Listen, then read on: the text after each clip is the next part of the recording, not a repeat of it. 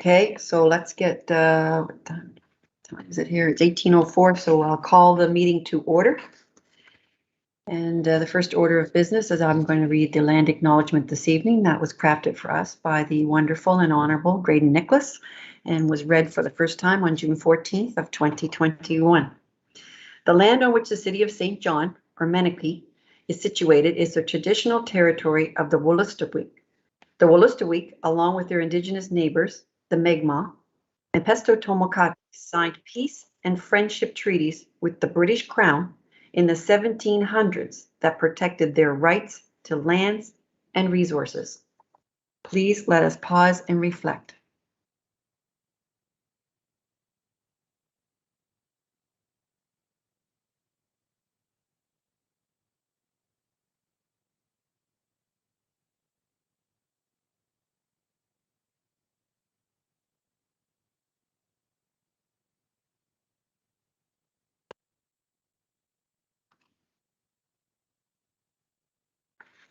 Thank you. All right, City Clerk, next item, please. Thank you, Your Worship. So the first item on the agenda is 2.1, and this is the minutes of November the 15th. So I will need a mover and a seconder. I have Councillor Harris and Councillor Hickey on the question. All in favor? Contrary minded? Motion carried. Thank you. I will say for the public that tonight with the Committee of the Whole, which we just finished and started at 4 o'clock, and with our kit here, we have 836 pages. So I've been waiting for this because this is a throwback to the old days of the council prior to this one had 800 pages in a kit. So get your coffee out and your slippers on because we're gonna be here till maybe midnight. I don't know. All right. City Clerk, next item, please. Yes, Your Worship. So next item is approval of the agenda, and okay. There are a number of additions. I'll read them out. They come from Committee of the Whole. Item 17.1 is a recommendation for a lease of land at 125 Station Street. 17.2 is for sale of land at 164 St. John Street. 17.3 would be Rogers Hometown Hockey. 17.4, city response to white paper, and 17.5, appointments to committees. And just the other item, council would have received an email from our office with respect to an addition to managed healthcare services, item 5.9. The HR staff noted that the amendment was not attached to the report, so we sent that out as soon as we got it. Okay, thank you. And that's it. All right, sounds good. Okay, so I'll need a motion to approve the agenda with the additions. Councillor Radwan, Councillor Killen on the question. All in favor? Contrary minded? Motion carried. Okay, I'll ask for any disclosures of conflict of interest. Okay, seeing none, I'm going to move on to the consent agenda and over to you, Deputy. Thank you, Your Worship. Your Worship, I'd move 5.1 through to 5.10, please. Okay, can I get a seconder on that? Councillor Hickey. And on the question, I have a couple of questions. Councillor Radwan. Thank you, Mayor Rudin, through you. And just wanted to make a couple of comments on 5.3 and 5.10. First of all, of course, we have the gas tax fund in here. I can't talk about this enough. So many positive things going into our community, and I hope that the public will take a look at the list because it's quite a list. Really exciting, $34 million. Thank you once again to the provincial and federal government for your support on this.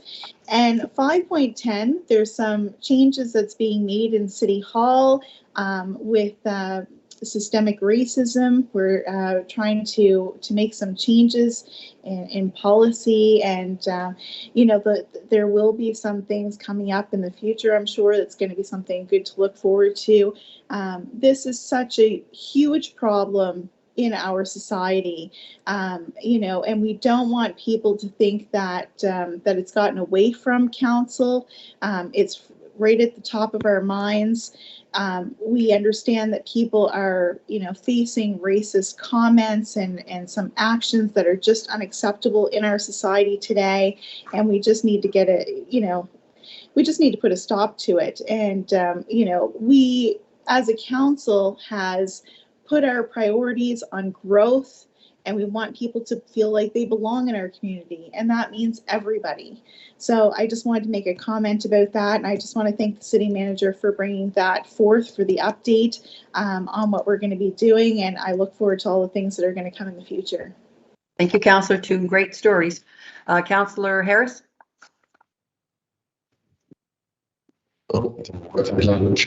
Just a couple of points for the public. There's no questions really I have here for anybody online.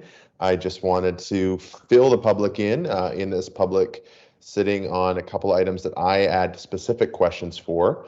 And so one of the obvious ones is we have a fairly high expenditure that we're approving in this consent agenda.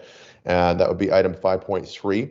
And so, you know, my question to city staff was, how do we arrive at this place where, you know, these are the projects that we've picked? And, you know, certainly if anybody from staff want to chime in here, but the general gist of it that I got was there was a lot of these different projects already underfunded from previous budgets that we just did not have the resources to properly fund. And this gas tax money allowed us to finally kind of go back through the list and say, look, there's a good wide cross section of projects here supporting parks, supporting recreation, supporting initiatives around the city for quality of life.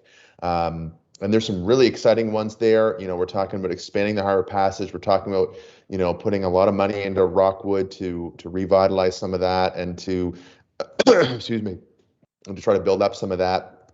And it does hit across the city, east, west, north, south. So that's encouraging. And then another question I had was on 5.9, and staff already hit this for us, which was, you know, there's $250,000 that we're putting in for reserve funds for our prescription drug healthcare service provider. That seemed like a lot of money to me to have to pay to a reserve fund. And staff said, yes, this is an existing agreement that we've had.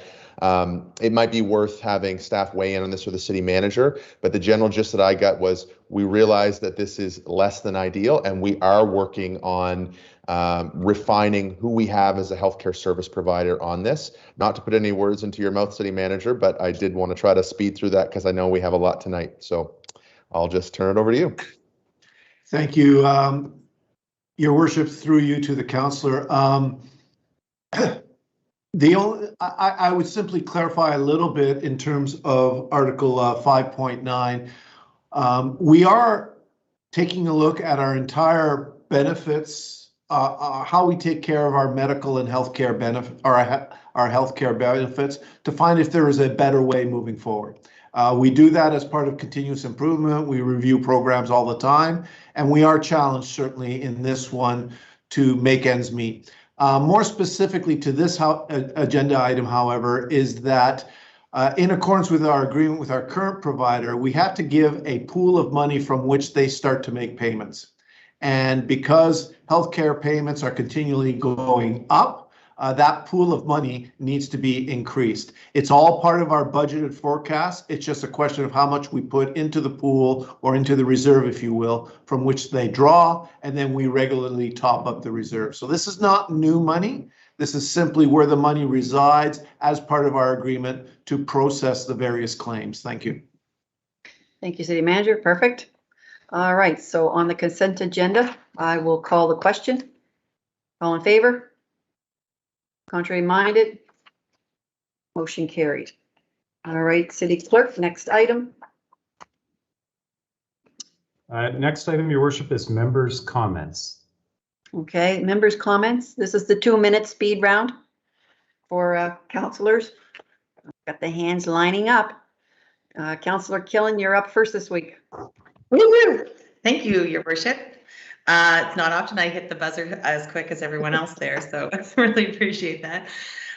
So first off, I want to thank everyone, all my fellow colleagues. Obviously, I have a business in the city market, and all of you all came out for the Harbor Lights to film your individual videos. So those started being released today. So for everyone out there looking for our beautiful faces, there'll be one showing up each day on social media under the Harbor Lights campaign, Facebook and Instagram. So in that festive spirit, as a police commissioner, the police of St. John are actually hosting a holiday in a box campaign, and they have challenged us as commissioners to all fill a holiday box full of essentials for folks in our community. So this is me right now challenging all of you, my fellow councillors, to also fill a shoebox full of goodies and essentials for our community here in St. John in need, and to drop those off at the Peel Plaza there by December 19th. So I hope to see all of your wonderful, check marks off on the list there in donating to this wonderful cause. So I just wanted to throw that out there, and thank you very much. Thank you, Councillor. Where can we find the list of goodies they want? Oh, yes, absolutely. I can send you all the link, but I'll also, post it on my Facebook, because everyone's open to participate in this and give back. So. All right. So we want as many 2 boxes as we can get. Excellent. Yes, that's right. All right, Councillor Harris. Thank you, Your Worship. Just a couple of quick remarks. Congratulations to one of this province's arguably best mixologist, Eric Scouten. So Huddle has featured him. He's opening up a new bar uptown. It's a fairly unique bar at the Old Road Coffee Shop, which is a historic property. It's the iconic alleyway coming down Grannon there by Picaroons. Everybody goes there, and Road Coffee just moved out. They ran into some issues, and they're not done. They're still delivering coffee, so still shout out to Road Coffee. They're still delivering coffee and goodies for Christmas. But congrats to Eric and what he's doing there. It's going to be exciting for this city, and he's been working on this for years. It really is a bit of a Noah's Ark project for the specifics of what he's been working on, so good for him. And then congrats to the Outstanding Business Awards recipients. The Tool Library, which I get to represent every day, won another award. That was a wonderful surprise, but also JDI won an award for Advocate for Buy Local, the work that they did, which was wonderful. Acadia Broadcasting, and which includes The Wave and CHS Day, they were recognized for their work in getting the word out about public events, especially during COVID, and the approach they took. Good for them. Zesty Lemon, they won an award for business resilience and strength. Connection Works, Dale Essen, Ralph Thomas, of course, with his work around the Black Historical Society as a local leader, and Area 506. They all got outstanding business awards from the chamber, and I just wanted to say congratulations. Thank you, Your Worship. Thank you, Councillor Harris. You were quick tonight. Let's see what we got up next. We've got Councillor Radwan. Thank you, Mayor Rudin. Yeah, so there's so many things going on. It's been a very busy couple of weeks.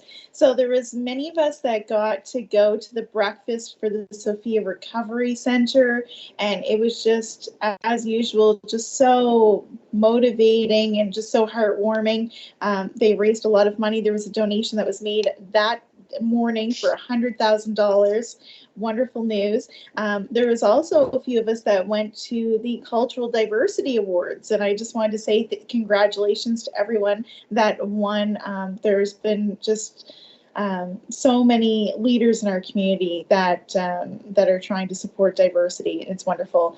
I also wanted to say congratulations to the St. John Tool Library and Councillor Harris, because you did reach your 12,000 fundraising goal, as well. It was great to watch you and the other recipients receive their chamber awards the other day.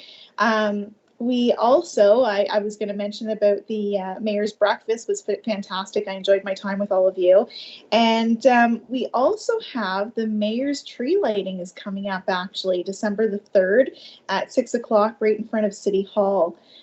So just a few things for me for updates, but it's been a great couple weeks and very busy, a few more weeks to come. Thank you, and I wanted to actually Mayor, I did want to say, if any of our fellow councillors do not like to shop, I am willing to go out and fill up those shoe boxes for you. Nice offer.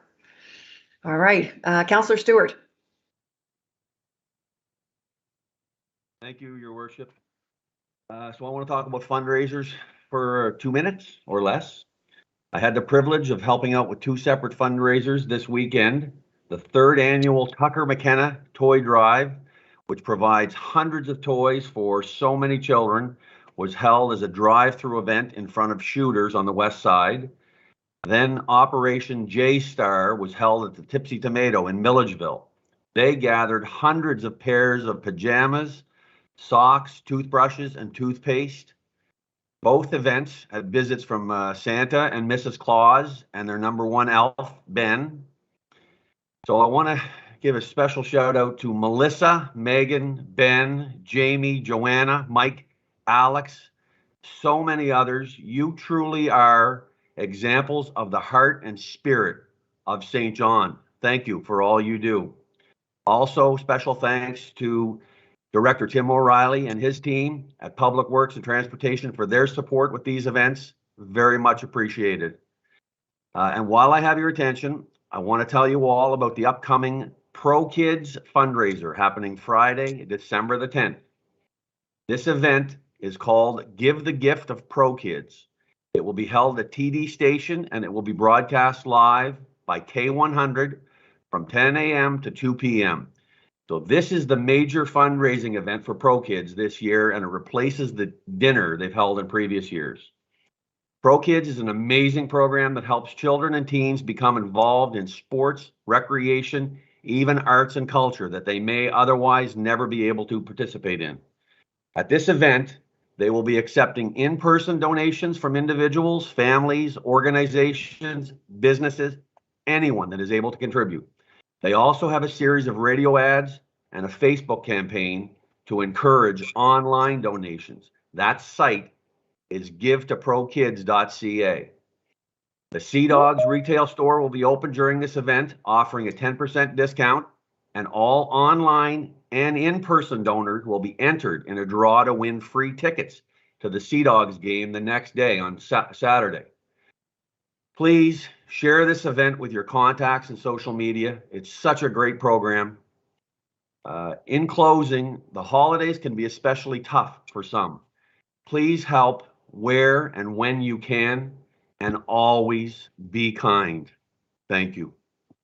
Thank you, Councillor. Thank you for those reminders, and thank you for bringing the notification about Pro Kids. It's one of our greatest good news stories that the City of St. John has, and it's always a fabulous event every year, and they do so much great work. So appreciate you bringing it tonight. Councillor Sullivan, you're up. Thank you, Worship. I want to follow Councillor Stewart every time. It's about Johners caring about St. Johners, and I'm going to continue the list. At the Diversity Awards, I know it's already been mentioned, but I've got to give a shout out to Fergus, Robel, Mary, and Angel. They were the Diversity Champion Award winners in the youth category. They work with another great organization in St. John, the TRC, and they're all St. John High School Greyhounds. So go Greyhounds, very proud of them.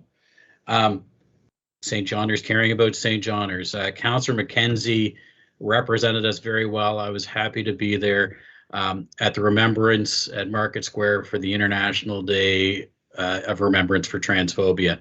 You know, the support St. Johners just coming out, no matter where you might be on the rainbow or be a cis white guy like myself, it's about caring for St. Johners. And we want St. John to be an inclusive place where everybody feels safe and welcome. So thanks, Councillor McKenzie, for representing us, and really appreciate the opportunity to be there.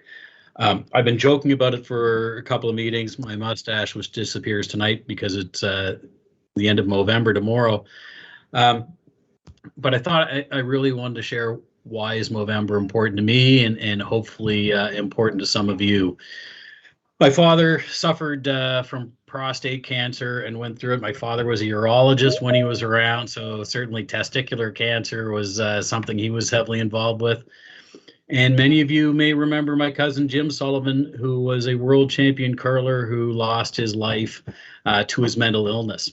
So when you wrap all of those men's health things together, I grow the mustache to remind people that men's health is incredibly important, and do what I can to raise a few dollars for the cause. So I will pump it out again on my social media tonight.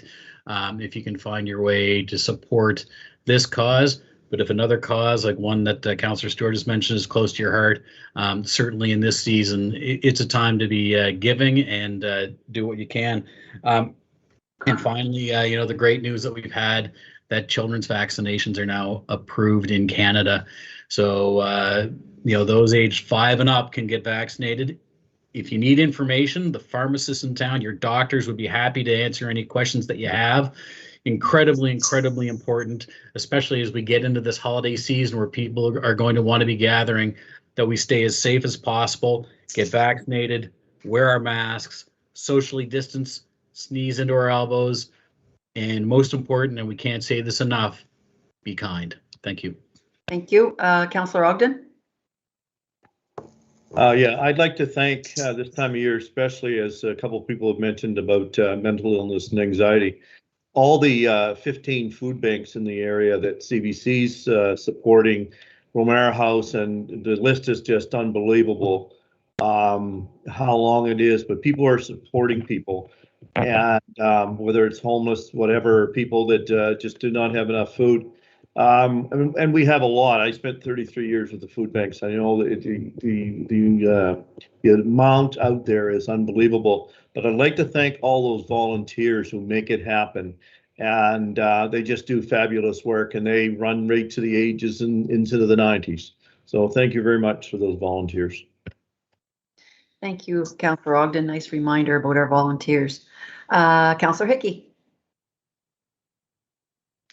Thanks, Your Worship. I will be quick. Try not to mention anything twice.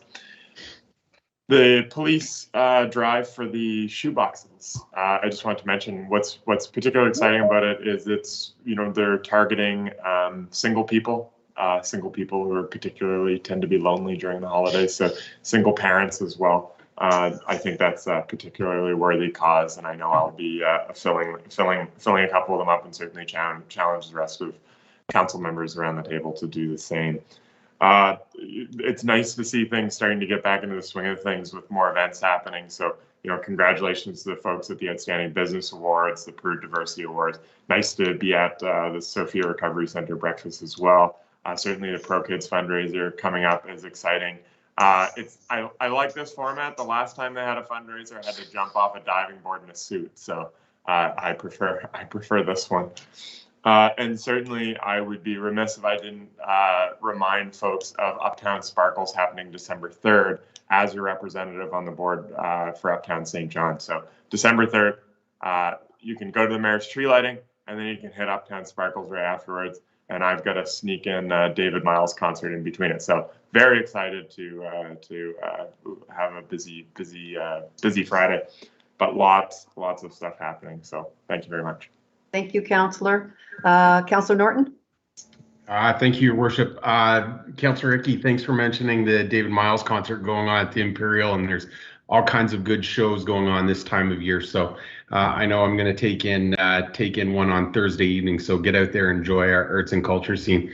With that, Councillor Radwan, I'm going to send you the list that I need for my kiddos, and you can do the shopping for that. So thanks for that invitation. You're welcome to have it.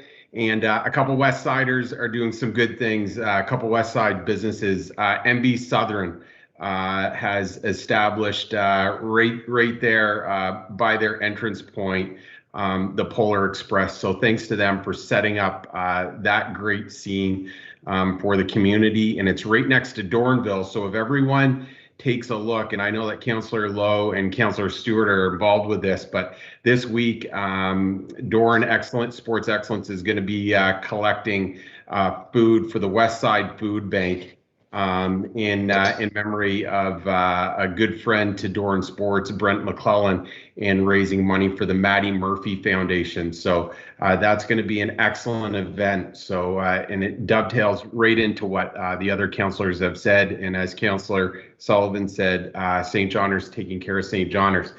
Just to change the dial a little bit, the City of St. John issued a statement regarding the release of the provincial white paper. This is a particularly important thing, a civic piece that all St. Johners, no matter your interest level, if there's an opportunity for you to engage on this and read the full story, it's available on our city website.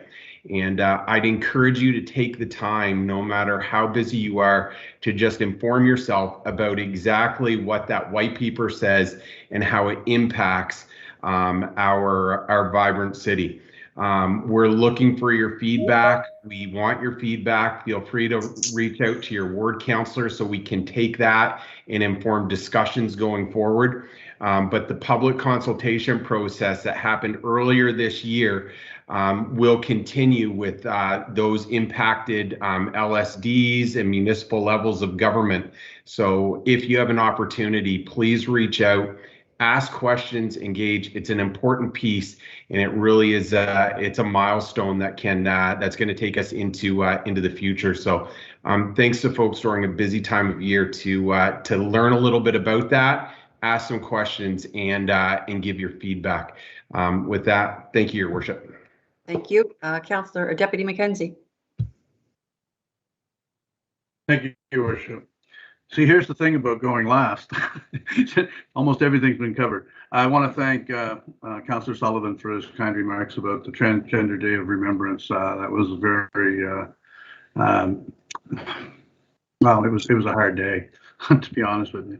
And also Paula and David for the Sophia Recovery Breakfast. What an awesome event that was, their inaugural breakfast.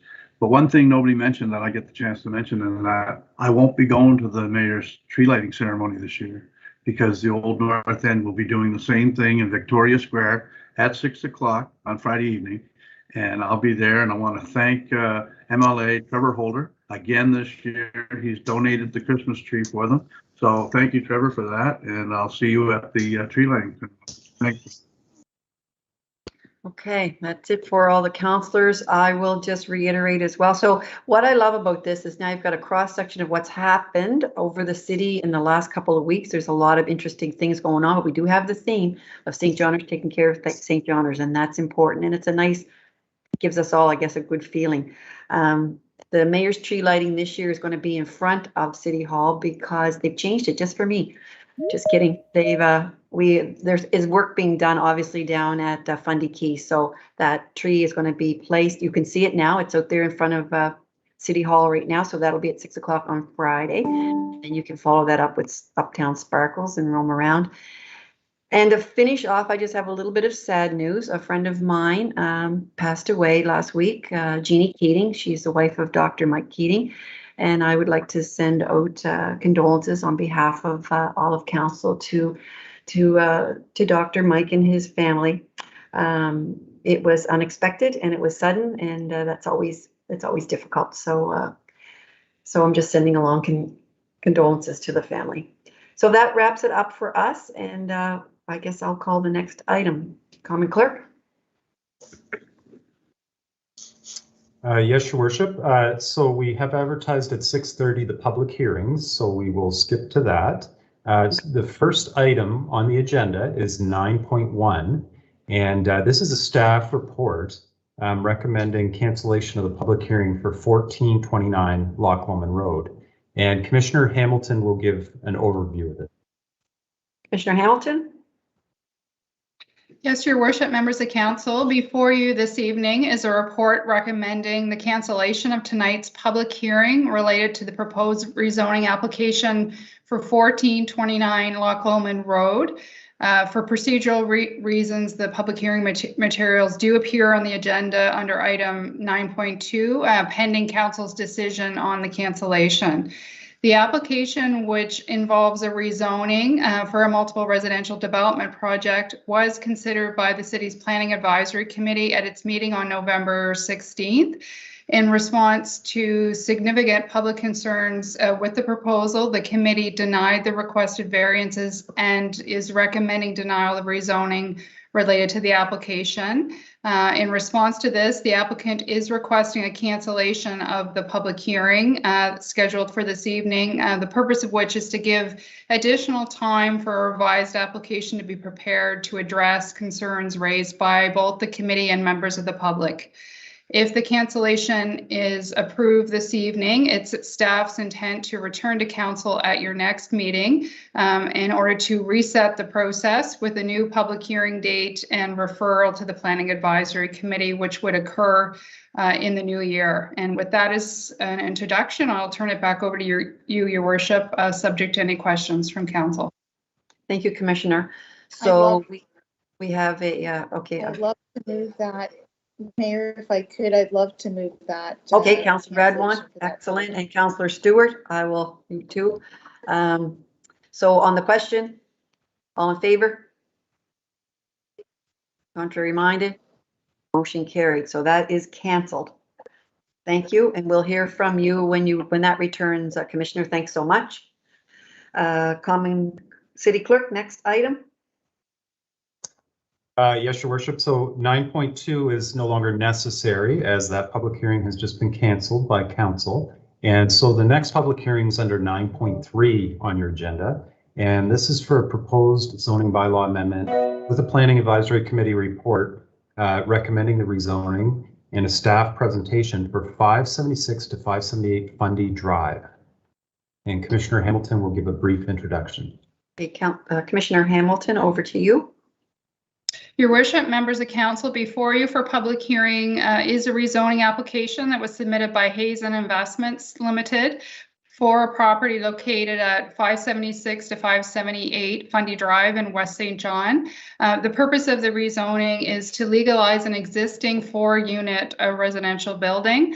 The application was considered by the Planning Advisory Committee on November 16th, and before you are recommendations from both the committee and staff to approve the rezoning with conditions. Jennifer Brown, planner with Dilling Consultant, is in attendance this evening, and in her capacity as a contractor resource working on behalf of the city. And for council's information, Dylan has been retained to support the growth team with the processing of planning applications, and she'll be acting in this capacity this evening to support the planning file as well as the next item, 9.4. And with that as an introduction, I will turn it over to Ms. Brown to deliver a brief staff presentation to council. Thank you. Thank you, Commissioner Hamilton, and nice to see you, Your Worship and Council. Just bear with me here for a quick moment while I open my presentation slides.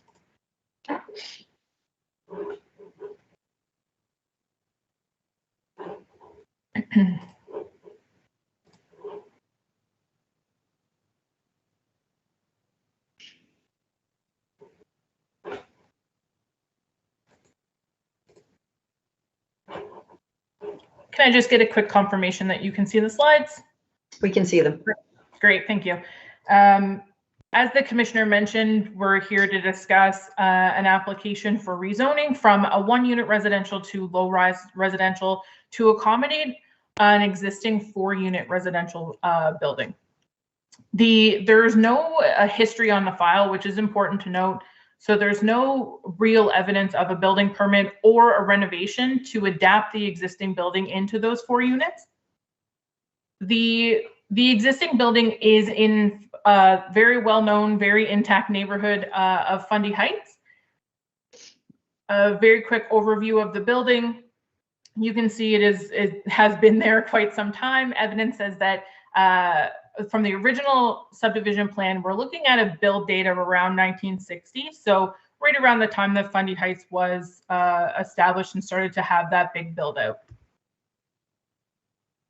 Just some site photos here from the driveway looking both west and east. The subject site, I should say, is in a stable residential area. It's zoned one unit residential right now. But again, we are proposing, staff is proposing that it be rezoned to low-rise residential. It does align with Plan SJ and meets that intention of the stable residential land use designation. It also meets the intention of the requested low-rise residential zone. We are asking, staff is asking through section 59 condition that we look at limiting the unit count to ensure that that low density surrounding neighborhood context is accounted for. Again, where there is no evidence of permits, we are asking that the applicant, who has so far been very accommodating with this, that the applicant work with the building inspection team to ensure that code requirements for those 4 units are met through this process, and we'll ask that third reading be scheduled once we confirm that the building inspector is satisfied with that request. All right. And I'll just leave this here in terms of the staff recommendation. Staff is recommending, and also PAC is recommending, that the rezoning be approved from one unit residential to low-rise residential, and we're asking for those section 59 conditions that limit the units to 4, to limit further expansion on the site, as well as the site plan being submitted for approval to the development officer. Thank you. Thank you. Thank you so much. Okay, so now what I will do is I will open the public hearing. I believe, Councillor, I'll ask you to stop sharing your screen, Jennifer. Okay, perfect. I think the questions to staff follow the public hearing. Is that all right? So I'll move those over to then. So I'm going to open the public hearing first, and then when we close that, we'll do the questions for staff. So I'm going to open the public hearing, and I'm going to ask if there's anyone here that would like to speak against the application.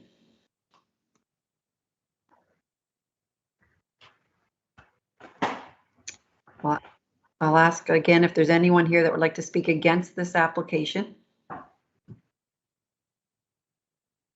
Anyone here for the 3rd time who would like to speak against the application?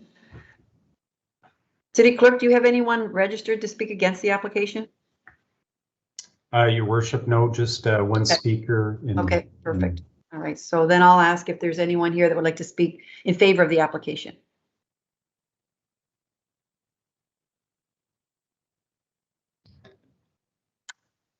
And we have Mr. Hazen, your worship. Okay, Mr. Hazen, are you there? Yes, I'm here. Okay, I'm going to give you the floor. Okay. Basically, we purchased this building in 1968. Unbeknownst to me, it just became information to me about a year and a half ago, that it was not zoned properly. We had some discussions with city staff, and we put in our application for the rezoning. It's been a 4 unit since we bought it. We bought it in that state, and we're just trying to correct the zoning as we've owned it and managed it since 1968. Okay, perfect. All right, does anyone have any questions for John Hazen? Councillor Harris. Thank you, Your Worship. Mr. Hazen, I just want to make sure that I'm understanding. Are you the same? Is this the same Hazen Property Holdings company that we've had in the city for years, or is this a separate entity? No, we're the same. Hazen Investments. We've been operating since about 1920. Right. So thank you for all the work you've done in the city. I know that you've managed a lot of properties, and I know a lot of tenants have appreciated the work that you and your company and your family have done in this city to look out for them. My question is, do we know if this has any glaring omissions as far as minimum code realities? Has there been any inspection done since you've had it? Can you give us an idea of what the current situation there, just because the building doesn't look like it's set up for a 4 unit.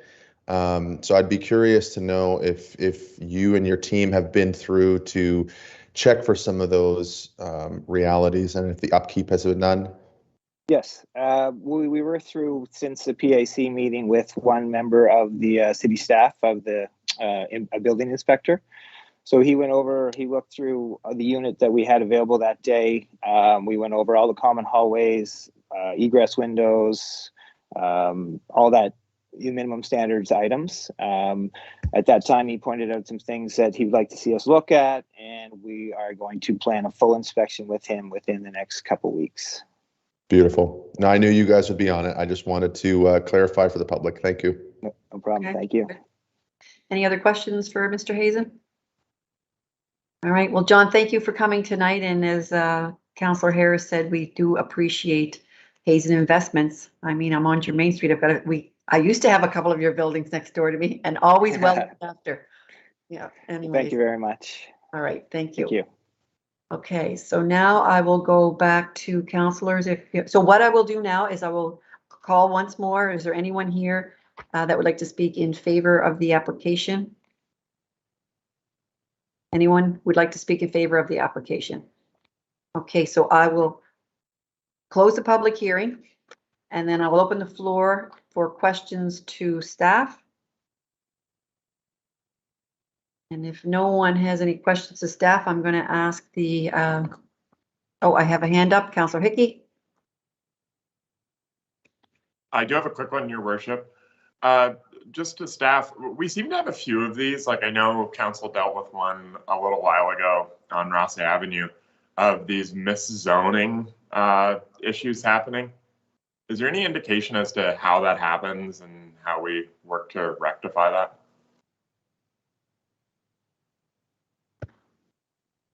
Your Worship, through you to the councillor, I can address the question. Certainly, council has been seeing additional requests to legalize either non-conforming or existing businesses that don't have proper zoning, and that we are seeing because it is a condition oftentimes of property sale transactions or financing. And so that is really the rationale behind a lot of these coming forward at this point in time. And we're certainly monitoring these situations, and we will be addressing issues that we're seeing trends as part of future housekeeping amendments to the zoning bylaw. Okay, thanks very much, Commissioner. Okay, City Clerk, over to you for the first motion that's required. Thank you, Your Worship. So for this item, a first and second reading of the bylaw is required. Okay. So I'll take a motion for the first reading of the bylaw. Councillor Norton and Councillor Harris. On the question? All in favor? Contrary minded? Motion carried. Okay. A law to amend the zoning bylaw of the City of St. John. All right, and then next motion. And second. And now a motion for second reading by title of the bylaw. Second reading by title as a bylaw. Take a motion, Councillor Harris and Councillor Killen. On the question, all in favor? Contrary minded? Motion carried. A law to amend the zoning bylaw of the City of St. John. Thank you very much. Congratulations, Mr. Hazen. You're on your way. Okay, City Clerk, next item. Your Worship, next we have item 9.4 under public hearings, and this is for a proposed zoning bylaw amendment with a PAC report recommending the rezoning and staff presentation at 461 Millage Avenue. And Commissioner Hamilton will give a brief introduction. Okay, Commissioner Hamilton, over to you, please. Your Worship, members of council, before you for public hearing this evening is a rezoning application, which was submitted by John Fifield for a property located at 461 Millage Avenue. The purpose of the application is to permit a 30-unit mid-rise residential development within one of the city's suburban intensification areas. The application was considered by the Planning Advisory Committee on November 16th, and before you are recommendations from the committee and staff to approve the rezoning with conditions. And again, Jennifer Brown from Dillon Consulting is representing staff this evening on the file, and with that, I'll turn it over to her to deliver tonight's brief staff presentation. Thank you. Thank you, Commissioner Hamilton. Thank you, Your Worship. I will speak a little bit slower on this application because I do think there's a bit more details to go through. We're looking at 471 Millage Avenue.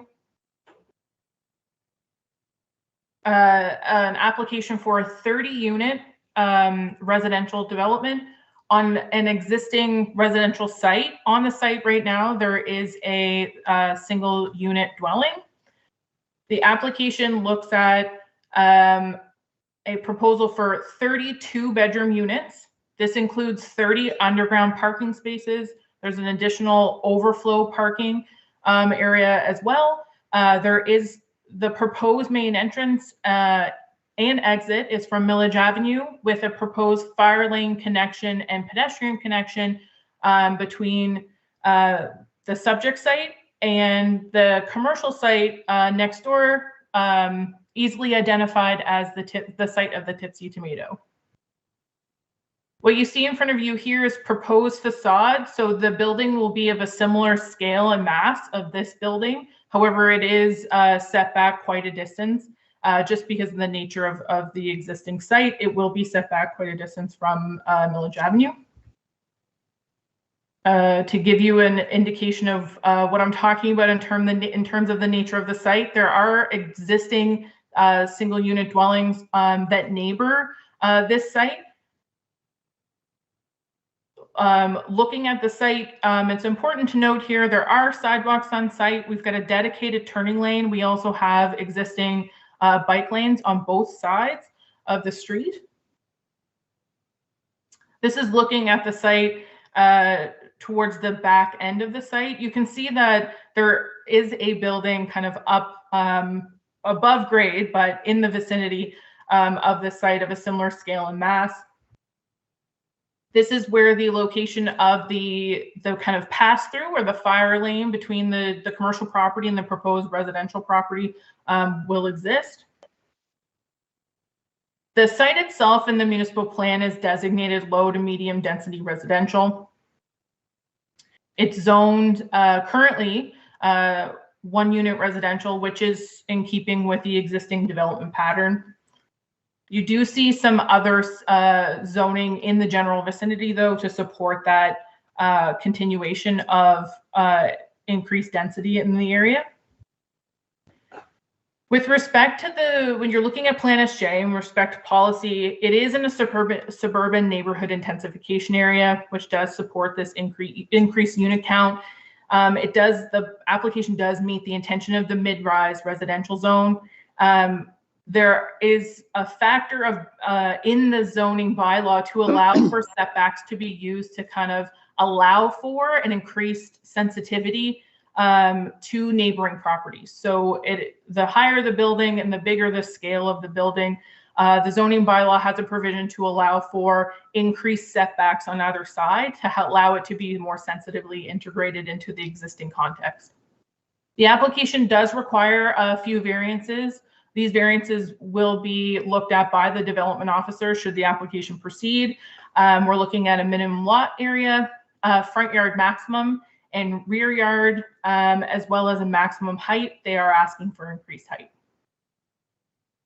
With respect to engagement, it's very important to note that the proponent has discussed this proposal with both neighboring residents, and if the applicant is here this evening, I'm sure can speak in detail to those conversations.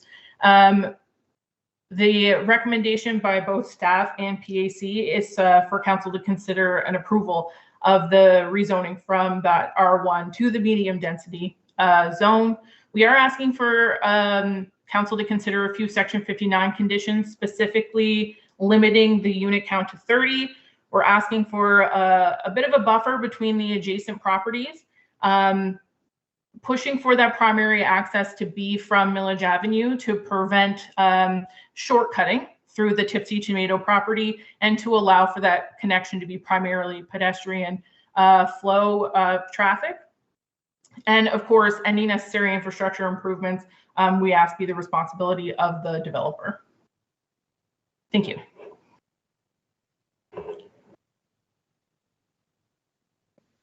Oops, I'm muted. Thanks, Jen. So I will open the public hearing and I will call for if there's anyone in the audience who would like to speak against this application. Is there anyone in here that would like to speak against the application?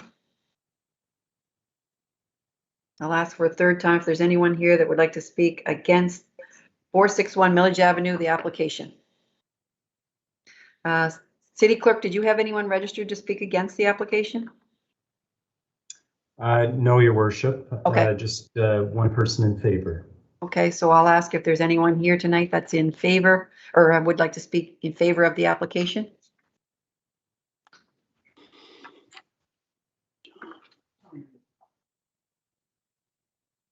Okay. Mr. Fifield, Good evening. the floor is yours. Good evening. I'm here just in case there's any questions that I can answer or Okay. the process, I guess. I don't really have a presentation, just answer questions, I guess. That's fine. Does any councillors have any questions for Mr. Fifield? I have Councillor Radwan has a question for you. Go ahead, Councillor. Thank you. Thank you so much, Mayor Rudin, through you to Mr. Fifield. I just wanted to ask you exactly how much would be the setback from the road. We often will get some sort of vision of how far the property would go back. So that was my question. Yeah, it's approximately 75 feet, thereabouts, to get it back from the road as much as possible, I guess, to give people as much privacy on either side. I also talked with them regarding putting trees, possibly a fence behind one of the residents so people wouldn't cut through their property. I don't think they would, but I was more than willing to do that if that's the case, I guess. Okay. That's great. That sounds good. Thank you. Thank you. I have Councillor Lowe up next. John, you own the property next door to the second exit? I do, yeah. Yeah, the little strip mall where the Tipsy is and car wash and things. Yeah. Thank you. You're welcome. Councillor Harris. Thank you, Your Worship. Quick question, and I'm probably going to flip this to staff as well, but Mr. Fifield, could you explain why you need the overlot or the overflow parking lot?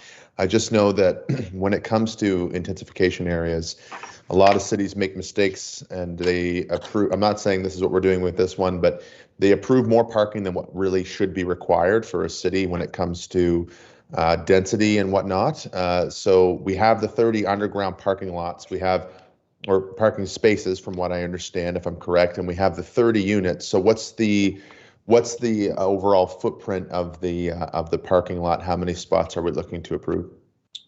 I think it's 24. I guess our thinking when designing it was that you're not downtown or you're not really within walking distance. So typically anybody that's going to visit you probably is going to drive. So we didn't go one for one apartment for an extra outside spot, but we went as close as we could for that. That was our thinking anyway. It's, for nothing else but that. But yeah, it's certainly good rhyme and reason there. I think I just wanted to make sure, we have a lot of people who are following some of these developments, and they always like to ask me questions afterwards about why we did things. So it's always good to hear from developers what the thinking is, and I think that area makes sense for that. Thank you. Okay. Thank you, Councillor. Councillor Stewart. Thank you, Your Worship. Hi, John. So I'm pretty familiar with the area and the property next door that you own, where the Tipsy is. Yes. Got a little bit of a concern that I've been in that parking lot when the businesses have a lot of traffic, and there's also a drive-through for the Tipsy. So if that was to be used as a fire route, I'm thinking that would become quite congested there, as it is already. No? Are you thinking for a fire truck, or are you thinking more? Yeah, I guess it's a pass-through for a fire lane. It's in addition to the entrance that would be able to be used for the building. So it's not either or. It's one more easier way for them to get in. So, whether the fire department would go in the regular route, which would be fine, or maybe they want to bring additional trucks in the other route, would just be more. One would suffice, but we're actually having two. So does that answer your question, or is that? Yeah. So would you open up the parking lot so that pass-through would become easier access? I'm really open to anything, but I think staff had suggested that we put in one area and put a sign that says fire vehicles only. You can tell people lots of things, and cross your fingers that they'll kind of do it. But that was the thought, or that was the suggestion, is that we put a sign saying fire vehicles only, and hopefully that's what it'll be used for. Yeah. Thanks, John. No, I like it. Thank you. Okay, thank you. Councillor Hickey? Thank you, Your Worship, and thanks very much, John, for the application. It looked like a good building for a good site. I just have a question on the photo you use. Can you clarify as to what the siding is going to be made of? I only asked because I think all of us recognize that photo and know what happened the last time we used it. Yeah, good point. My intention is to use hardy plank, and hardy plank siding is just a clapboard, concrete based. They had a lot of troubles about 20 years ago with hardy plank. They completely changed it. I put it on several buildings and had problems. So the short answer is it's going to look like a milled cedar finish in a concrete board, which is what I have to use on that type of building. So it'll have a nice residential feel to it, hopefully without a lot of maintenance issues as you would with wood.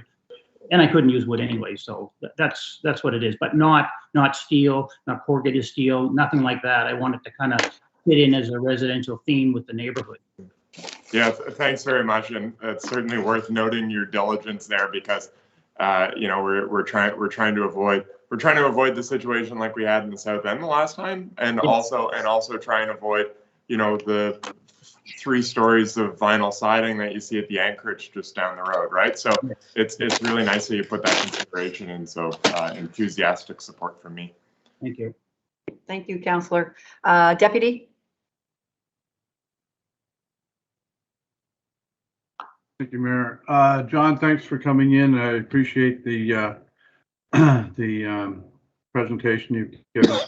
The only concern I had, you already answered it, was on the fire lane. I think it's set back far enough, and there's it's an excellent location. I think you know, and if we used Millage Avenue as a primary entrance, I don't think there'd be any problem. I appreciate the fact that you talk to everybody ahead of time, and you know, that really makes it easier to do these things. Not everybody does it, so I just want to give you kudos for doing that. Thanks. Thank you.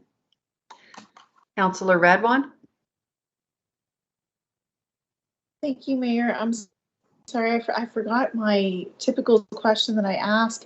Mr. Byfield, do you have any plans for accessibility units? I believe I have to have 2. Anything over 24 units, there would be 2 for sure. That's the standard, and that's what I would be doing. Mm-hmm. Okay, all right, that's great. Well, thank you so much for your investment.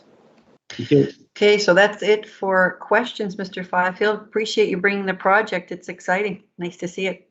Thank you very much. So that's it for questions for you. So I will ask once more if there's anyone here who would like to speak in favor of the application. Anyone here who would like to speak in favor of the application? So I'll close the public hearing and I'll ask if any councillors have any questions for staff. Councillor Hickey, your light is on. Is that, your hand is up? Do you have a question? Okay. Councillor Harris, do you have a question for staff? Okay, go for it. Quick question to staff. It's clarifying Plan SJ, so it probably is going to go to the ever so sharp Commissioner Hamilton. Do we have any parking minimums built in for Plan SJ? Jen Brandt, I know that you're consulting from Dylan, so if you know that as well, feel free to weigh in. But I know that the Central Peninsula has a bit of a different plan around it, so I sometimes get the 2 confused around parking minimums.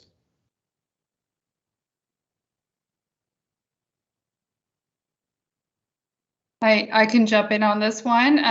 Certainly there are certainly distinct standards when it comes to parking in urbanized settings like the Central Peninsula. So in the case of the central areas within the uptown on the Central Peninsula, there actually are no minimum requirements for parking. That was part of the improvements that came along with the Central Peninsula plan. We did away for even new development.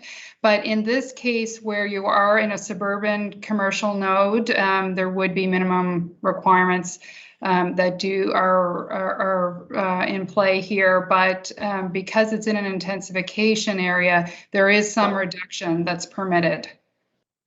Okay, so yeah, we're on it. I always just get those two pieces confused. Thanks for the clarification. Thank you. Councillor Redwan? Thank you, Mayor Rudin, through you to Commissioner Hamilton as well.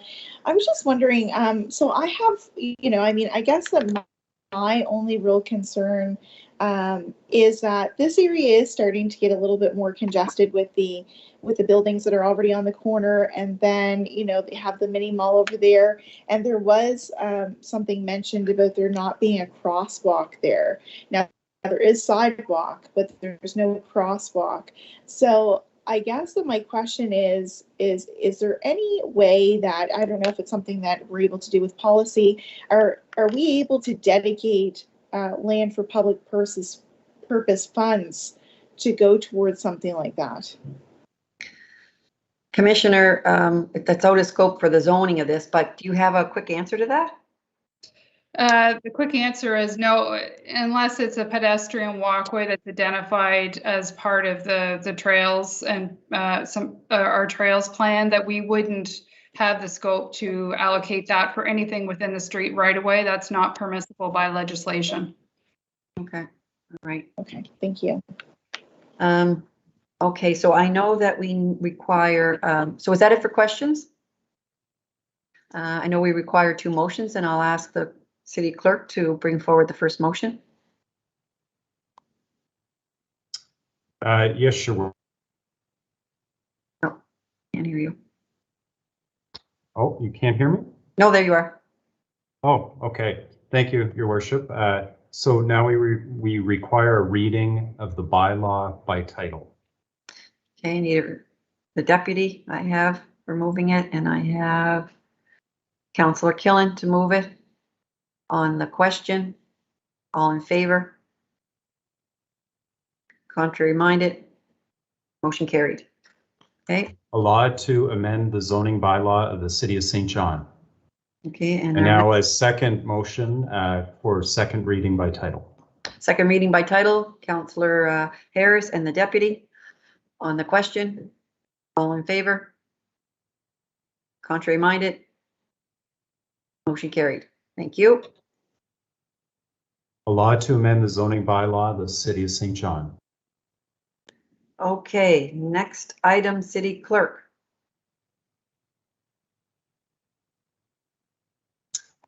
Your Worship, next item is under consideration of bylaws, and it's item 10.1 on your agenda. And this is for the 2022 Business Improvement Area Levy.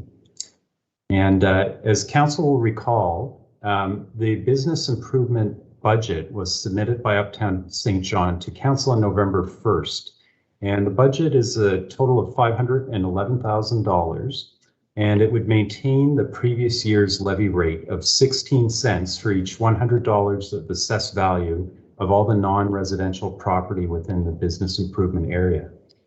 And as required under the Business Improvement Act, Council directed our staff to place notice in the newspaper of the following. Council's intention to approve the BIA budget, the extent of the levy that's needed to implement the budget, and the period during which written objections to the levy can be submitted. The notice requirements have been met, and the time period for submitting written objections is now expired with no objections having been received. Council now is required to give a first and second reading to the BIA levy bylaw and to approve the budget in order to implement the BIA levy for 2022. Nancy Tissington, the Executive Director at Uptown St. John, is present tonight.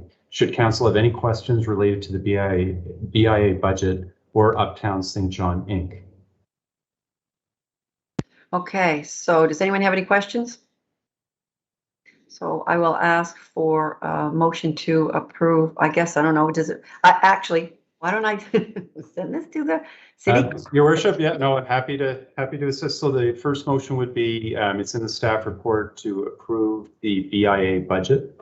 Budget, okay. So I need a motion to approve the budget. Councillor Harris and Councillor Radwan on the question.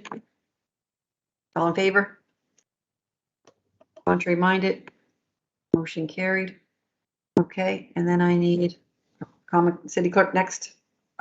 First reading, Your Worship, of the Business Improvement Levy Bylaw. Councillor Harris, did you have a question before I proceed? Just a quick comment, Your Worship. Just a big high five to Uptown SJ. They do a fantastic job, and I just had to say that because they've really moved the needle a lot in the Central Peninsula over the last few years. So thank you for all their work. Thank you for those comments. Okay, so on the motion for first reading of the bylaw, need a motion, Councillor Hickey and Councillor Radwan on the question. All in favor? Contrary minded? Motion carried. All right. City clerk. And second reading by title of the same bylaw. Second reading by title. Need a motion, Councillor Killen and Councillor Hickey on the question. All in favor? Contrary minded? Motion carried. And I'll read it twice here. A law to amend the Business Improvement Levy Bylaw and a law to amend the Business Improvement Levy Bylaw. Thank you. Get you to call the next item. Your Worship, we skipped over our proclamation. So item 7.1, we have a proclamation, which is with respect to International Day of Persons with Disabilities. Okay. So whereas there are over 1 billion people living in the world with some form of disability, and whereas persons with disabilities not only face physical barriers, but also social, economic, and attitudinal barriers. Persons with disabilities are the world's largest minority group. Persons with disabilities are the issue of disability have remained largely invisible in the mainstream development framework and its processes. Whereas on March 11, 2010, Canada ratified the UN Convention on the Rights of Persons with Disabilities, with New Brunswick providing support. The theme of the 2021 International Day of Persons with Disabilities is, and I quote, "Not all disabilities are visible." And whereas the theme focuses on awareness and understanding of disabilities that are not immediately apparent, such as mental illness, chronic pain or fatigue, sight or hearing impairments, diabetes, brain injuries, neurological disorders, and cognitive dysfunctions, among many others. Now, therefore, I, Mayor Donna Node Reardon of the City of St. John, on the eve of the International Day of Persons with Disabilities, do hereby proclaim December 3rd, 2021 as International Day of Persons with Disabilities in the City of St. John, and that as a municipality, we can and must promote the participation of individuals with disabilities in leadership positions. In witness whereof, I have set my hand and affixed the official seal of the Mayor of the City of St. John. Okay, next item, City Clerk. Next item is 10.2 on your agenda, and this is for a proposed bylaw amendment entitled "A Bylaw to Formulate Plans in the Event of an Emergency." The Fire Chief will give a brief introduction to this. Over to you, Chief Clifford. Good evening, Your Worship and members of Council. Before you this evening is the proposed bylaw amendment to bylaw number EM7, a bylaw to formulate plans in the event of emergency, and it's the first and second reading.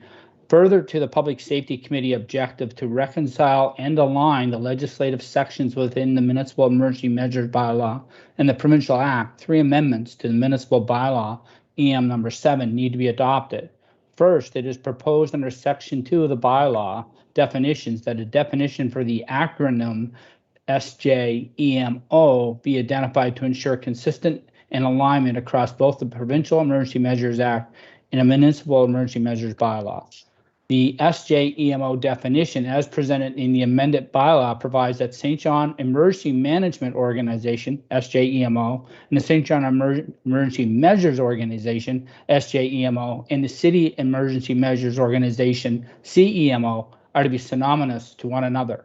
All three definitions are referenced to the Provincial Act and Municipal Bylaw as to the same meaning. Two is of two parts. It is proposed that Section 3 of the Municipal Bylaw EM7 be amended at 2 points to help ensure that the Provincial Act and the Municipal Bylaw are consistent to one another. Section 3 of the Municipal Bylaw number EM7, which provides pursuant to emergency measures that Council and the changes under A, hereby establish a Municipal Emergency Measures Organization, which shall be St. John EMO.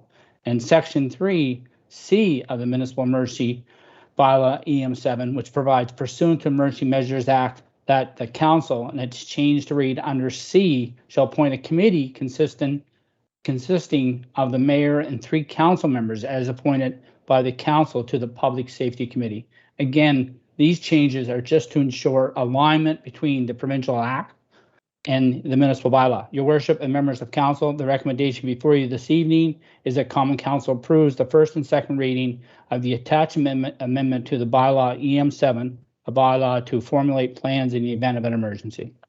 Thank you, Chief. Does anyone have any questions for the Chief? If not, I'll take a motion to approve first reading. The Deputy and Councillor Ogden on the question. All in favor? Contrary minded? Motion carried. A bylaw to formulate plans in the event of an emergency. Okay, I'll take a motion to approve second reading. Councillor Sullivan and Councillor Harris on the question. All in favor? Contrary minded? Motion carried. Thank you, Chief. A bylaw to formulate plans in the event of an emergency. Okay. Next item, City Clerk. Next, we have another bylaw consideration, 10.3 on your agenda, and it's an amendment to a bylaw respecting fees for fire protection services. And again, the fire chief will give an overview of this item. Over to you, Chief. Your Worship and members of Council, this is the third reading for a bylaw respecting fees for fire protection services in the City of St. John.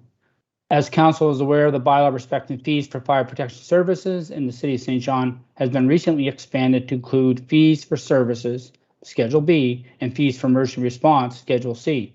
The bylaw amendment before you at this time is with respect to the inclusion of a fee to item number 5, permits and other services in Schedule B for fire protection services in the City of St. John. In particular, this bylaw introduces a fee for those instances where the fire service is required to provide an inspection and processing of a follow-up report as required under an approval to operate issued by the province of New Brunswick, pursuant to any of its acts or regulations by the St. John Fire Department. The $2,500 fee would be invoiced to the approval holder as identified within the license to operate. Thank you. Does anyone have any questions for the Chief? Councillor Stewart.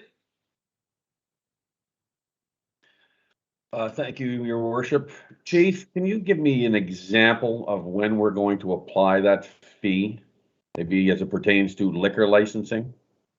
Yeah, no, liquor licensing wouldn't be the instance.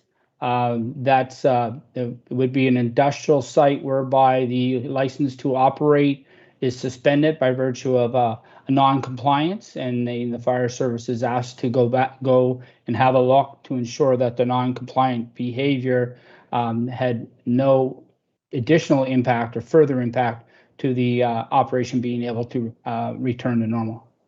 Okay, so nothing to do with the liquor licensing. This is all to do with industry, and then it's under fees for service, and it's related to industry, and it's a very small number of potential entities. Yeah, as I saw by the expected revenue that we're going to generate, there's not a lot there. Necessary. I think I mentioned last time, Councillor, is that our goal would be to have no violations and to collect no money. That is the better state. and that we wouldn't have any activity that brought concern to the community. Understood. Thank you. Thank you. Thank you, Chief. Over to you, Councillor Harris. Chief, I don't want to take too much time here if it's out of scope, but I know that you said to Councillor Stewart regarding its application. Is there any reason to think this would ever apply to a building on the dangerous and vacant watch list? Because I know there's a lot of buildings there. I know it takes a lot of your staff's time to go and check on in those buildings. And I know in a lot of senses, these owners of these properties have just ghosted us. We can't get a hold of them. We can't find them. Their companies are dissolved. But I'm just wondering if there's any application here or any setting in which this gets applied to those buildings for the work you guys already have to do. Councillor, this particular, through you, Your Worship, to the councillor, this particular fee is related to a license to operate as provided by the province of New Brunswick. So there'd be no application under this fee. And again, what you're asking about, there's some level of fee structure within the fire service bylaw. And again, maybe further conversation that we would need to have with Ms. Hamilton and her team. But this particular item before you tonight is with respect to license to operate provided by the province. Fair enough. Thank you, Chief. Okay, any more questions for the chief? If not, I'll take a motion to approve third reading. Councillor Sullivan and the deputy on the question. All in favor? Contrary minded? Motion carried. Thank you, Chief. Your Worship, in this instance, it's a third reading in entirety, but thankfully it's not a long bylaw. Nope, so I'll read it off now. This is bylaw number LG10, a law to amend a bylaw respecting fees for fire protection services in the City of St. John. A bylaw of the City of St. John entitled Bylaw respecting fees for fire protection services in the City of St. John, enacted on the 30th day of November 2020, is hereby amended as follows. 1. Item number 5, permits and other services, and Schedule B is amended by adding the following words under the following headings. Description, inspection and follow-up report required under an approval to operate issued by the province of New Brunswick pursuant to any of its acts or regulations, and fees $2,500 per incident. And now, Your Worship, a motion for reading by title. Take a motion for reading by title. Councillor Sullivan and Councillor Stewart on the question. All in favor? Motion carried. Bylaw number LG10, a law to amend a bylaw respecting fees for fire protection services in the City of St. John. Okay. Next item, City Clerk. Next, we have the 2022 Utility Fund Operating Budget with Water and Sewerage Bylaw amendments. Okay. And there'll be a staff introduction on this one as well. Okay. And am I To handing? the Chair of the Finance Committee, please, Your Worship. Yep. Certainly. Over to you, Councillor Sullivan. Thank you, Your Worship. This is in front of us in the bylaw section because rates for our water utility are set by bylaw. But overall, this is a recommendation from your Finance Committee that consists of yourself, Your Worship, and Councillors Norton, Radwin, and Hickey. Short bit of background for those at home who haven't read the 800 pages we have tonight. The utility budget came before us on October 28th with very detailed presentation and discussion, and a receive and file at the Finance Committee level, and then came back again on November 24th, where we received a unanimous endorsement by the Finance Committee and a recommendation to come before Council tonight.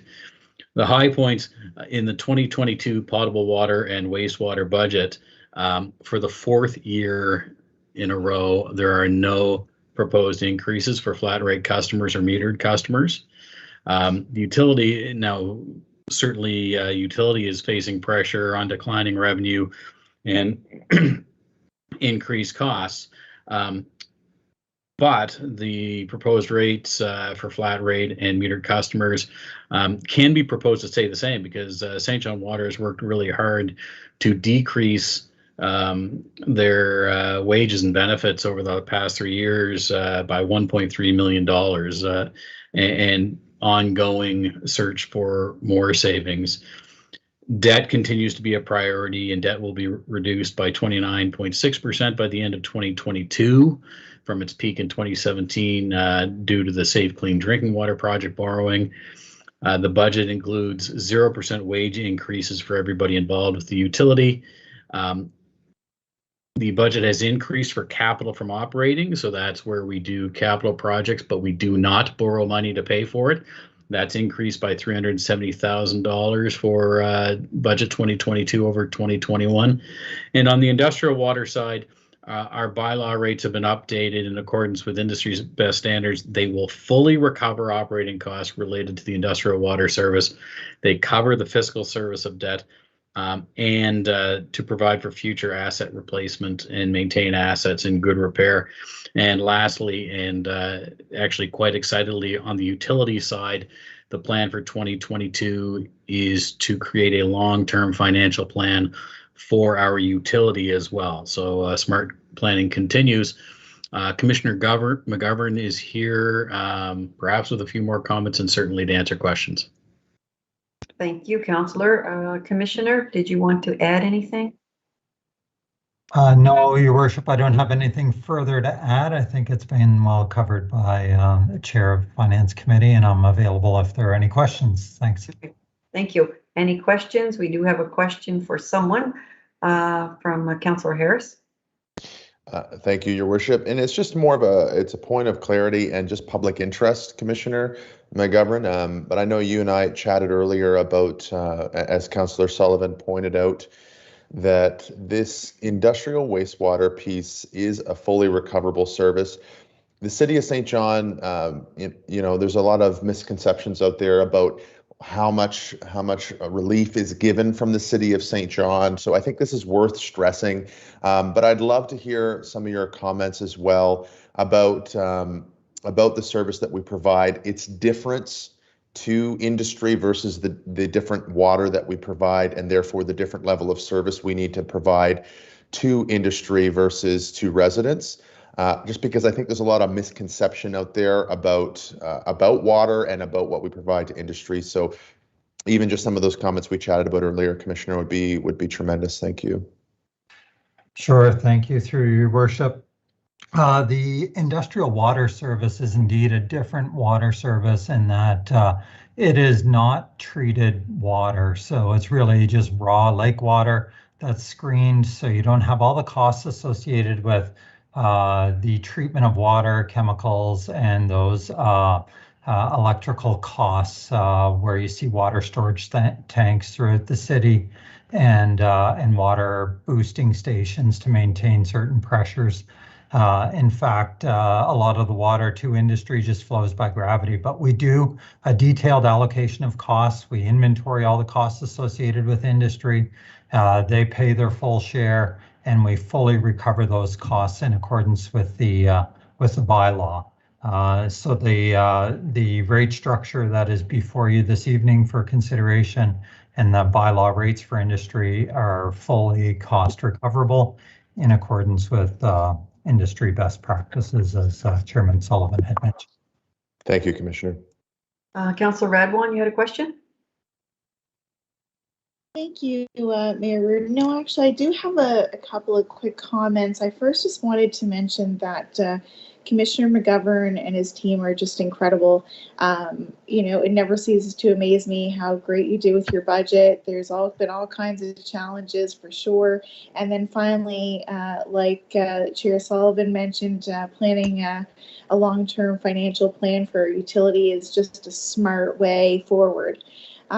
I did want to note for the public that if you looked at page 618 in our council packet, there is a note here that says since 2017, the number of flat rate units has declined by a total of 470 billed units.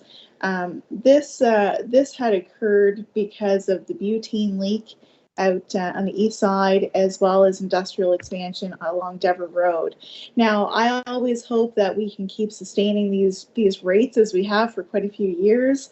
The way to keep our rates sustainable, and I'd love to see them go down sometime in the future, is to not lose customers. So that's a little bit concerning to me, not something in the control, of the city really. But anyway, just wanted to kind of mention that it was an interesting point in there. Thank you. Okay, back over to, I guess that's it for questions. Back over to you, Councillor Sullivan.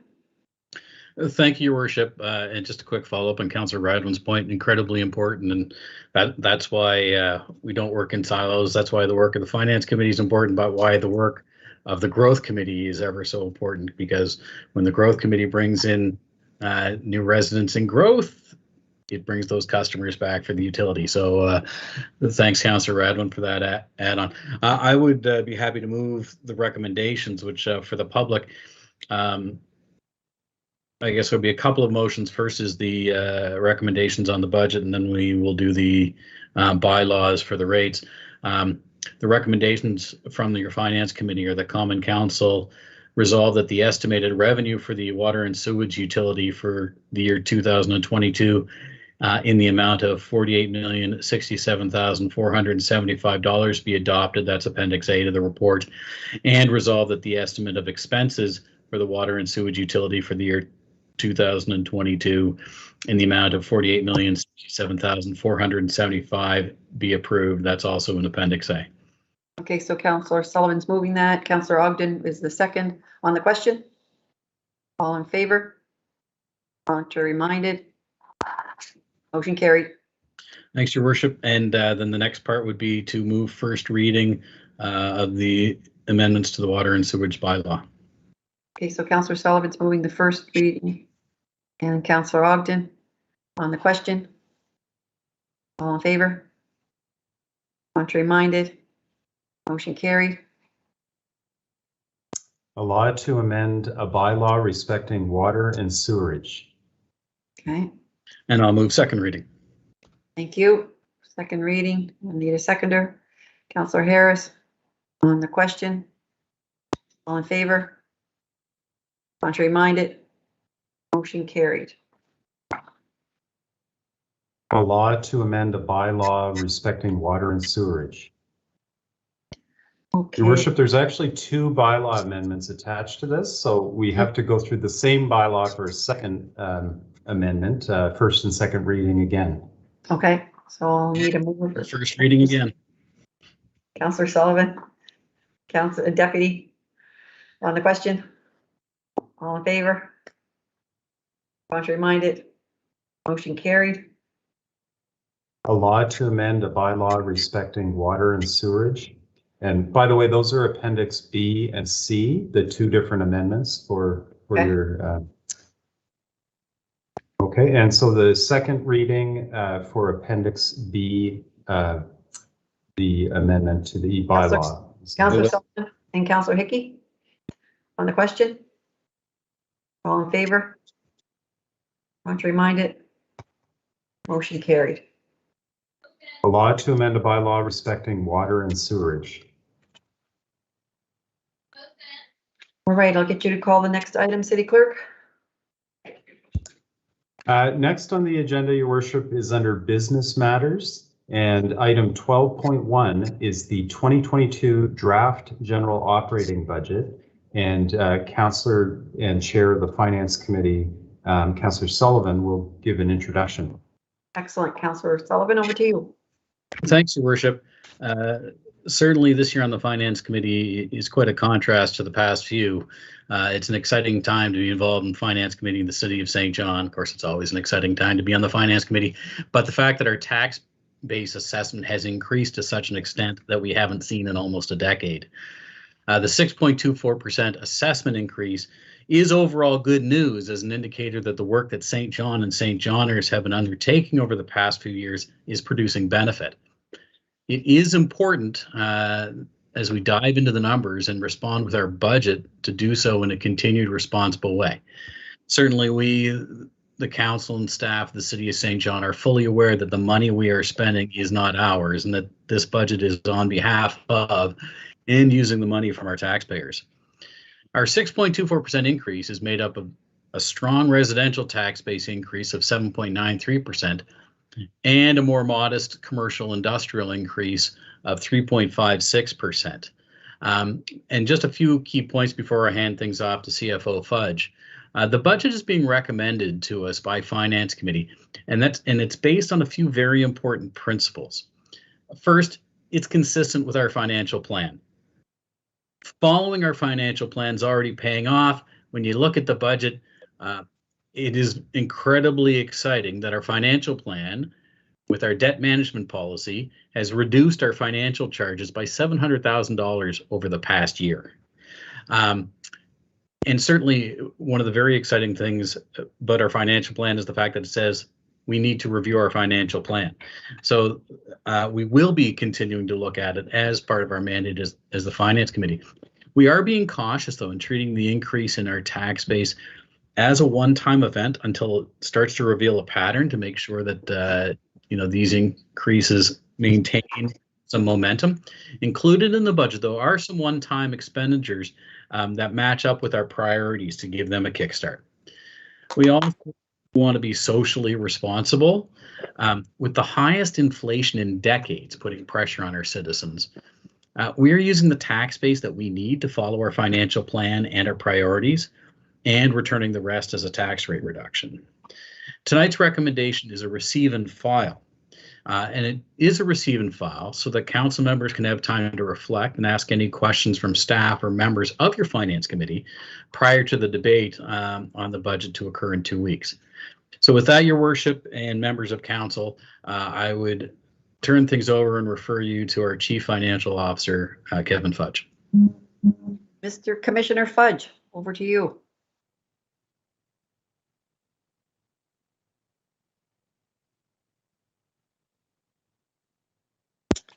Good evening, Your Worship. Can everybody see the slide presentation? Yes, we can see it. Yes, you can. Thank you.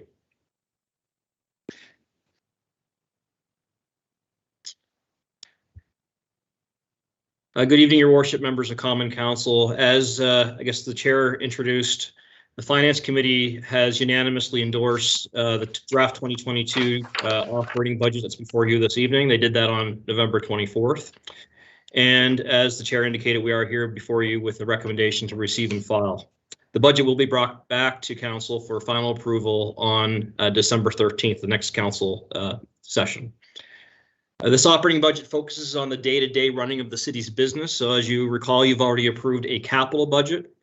The capital budget's for long-term assets. This is the 1-year period budget where you really look at the operating costs and expenses of the day-to-day business of the city for which you're approving this evening, or that you're reviewing this evening.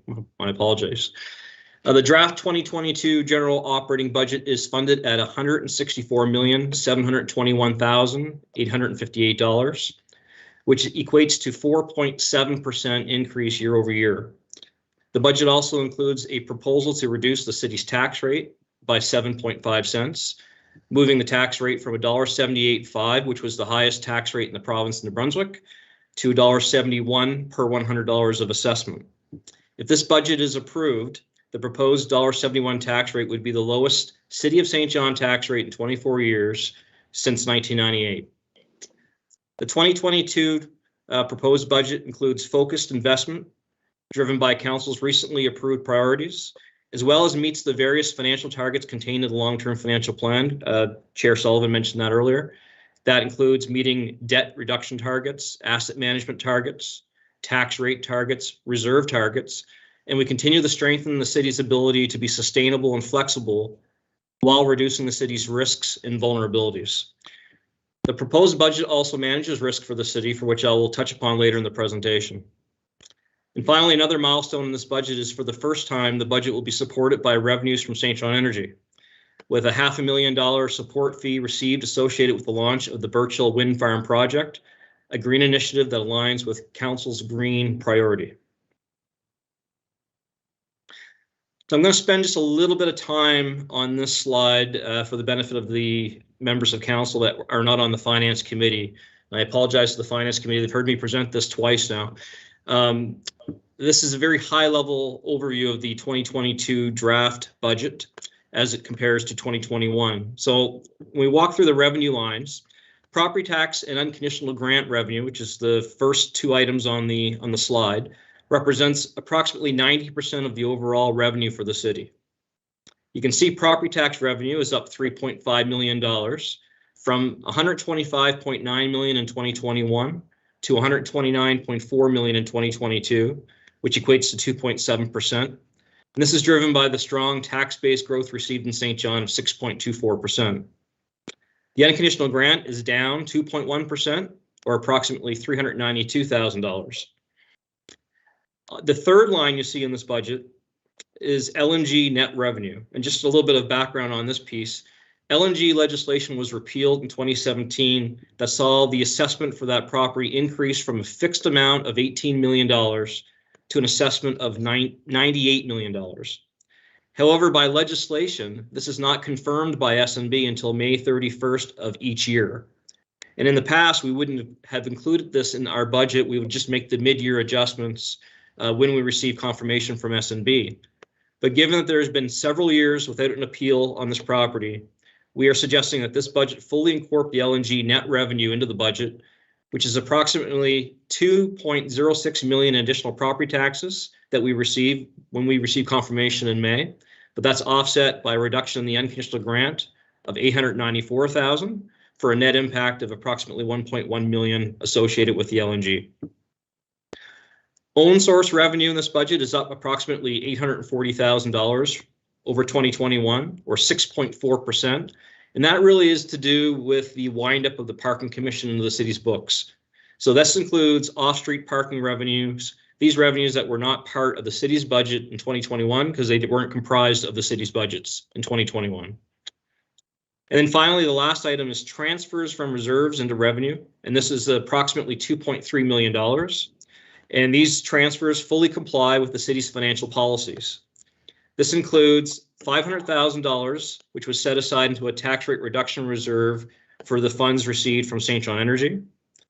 And it also includes approximately $991,000 from the Safe Restart reserves to offset the 2020 carryover deficit that carries over into this budget in 2022 from 2020 that was all associated with the impacts of COVID-19. And also $875,000 from their Safe Restart funds for losses expected in 2022 due to the lingering impacts of COVID-19 on the parking business. When we jump down into expenses, growth and community development, there's an increase of approximately $780,000 or 5%. And this includes funding, targeted funding to advance council's priorities of growth, $350,000 for development incentive reserve. There's $300,000 for projects in affordable housing and neighborhoods, as well as one-time casual positions to improve the city services in community standards, community programming, and community planning. Public safety is up 2.3% and is held to the city's financial policies and escalation limits. Public works is up $960,000 or 2.5%, with again, most of the increase in this item associated with the windup of the parking commission that was not a previous part of the Public Works and Transportation envelope. Utilities and infrastructure is up approximately $1 million or 18.2%, really due to a reallocation from the Public Works budget into the utilities infrastructure budget. As you'll recall, there was a restructuring of staff and services in the budget. This is just a byproduct of that restructuring. $200,000 for short-term engineering positions to support the city's very ambitious capital program. And finally, $200,000 for HVAC and facility improvements at TD Station. Strategic services is up $330,000 or 4.7%, with the IT increase comprising $245,000 of it due to licensing, cloud consumption, and one-time assessment requirements for ensuring modern information systems and data, and for ensuring that our data is secure. And the other part of that increase in strategic services is the city's public liability insurance increased. Under corporate services, that service is up $740,000 or 11.7%. $300,000 of this is with respect to professional services to support performance management and reviews of agency boards and commissions, and also support for labor relations. As well, there is $100,000 to support all matters associated with municipal reform. Budgets associated with the now wound up developed St. John and industrial parks are also consolidated into this budget line that were not present in previous years, and that also comprises part of the increase that you see in this budget line. Finally, under other charges, this budget went up $2.3 million or 7.8%. And this includes funding in accordance with the long-term financial plan. So you'll see a $1.3 million increase to pay-as-you-go based on the city's debt management plan to reduce the city's reliance on debt. To fund capital needs, as well as there's a one-time $600,000 investment, again, to support council's priorities. And this includes $200,000 for Dominion Park, $200,000 for St. John Transit, and $200,000 for increased investments in sidewalks.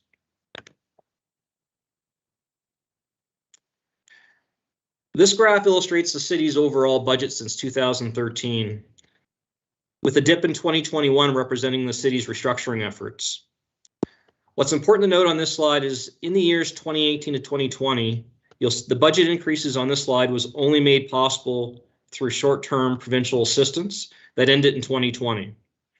This required the city to go through a very difficult restructuring process in 2021, and that's why you're seeing that dip from 166.7 million down to 157.3 million.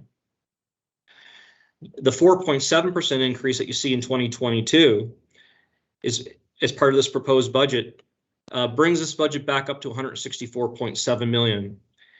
However, as Councillor Sullivan mentioned earlier, with only 1 year of tax-based growth under our belt of any significance, the strategy for this budget is to be risk-based and deliberate, and I will elaborate on that later in this presentation. So although we say this budget increased 4.7%, which would appear aggressive by some, when you factor out the fact that there are expenses in this budget that were not part of the 2021 budget, such as the Parking Commission, such as the carryover deficit from 2020, when you factor out those expenditures in this budget, really the year-over-year increase is closer to 2.65%. And this really would be in line with what we would expect based on our long-term financial plan for annual cost increases as part of the city's cost structure.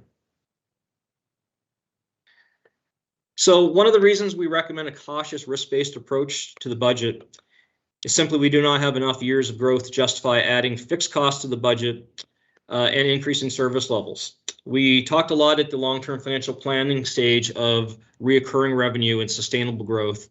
And you'll see why we're advising caution on this slide. So in this slide, you'll see the tax-based growth since 2013. And you'll notice 2022, which is the 6.24%, is a pretty obvious outlier on this slide. So although it's encouraging to see 6.24% in 2022, 4 of the years on this slide are under 1%, and 1 of the years on this slide has a negative tax base. And we are unfortunately still in the midst of a COVID environment that also brings future uncertainty.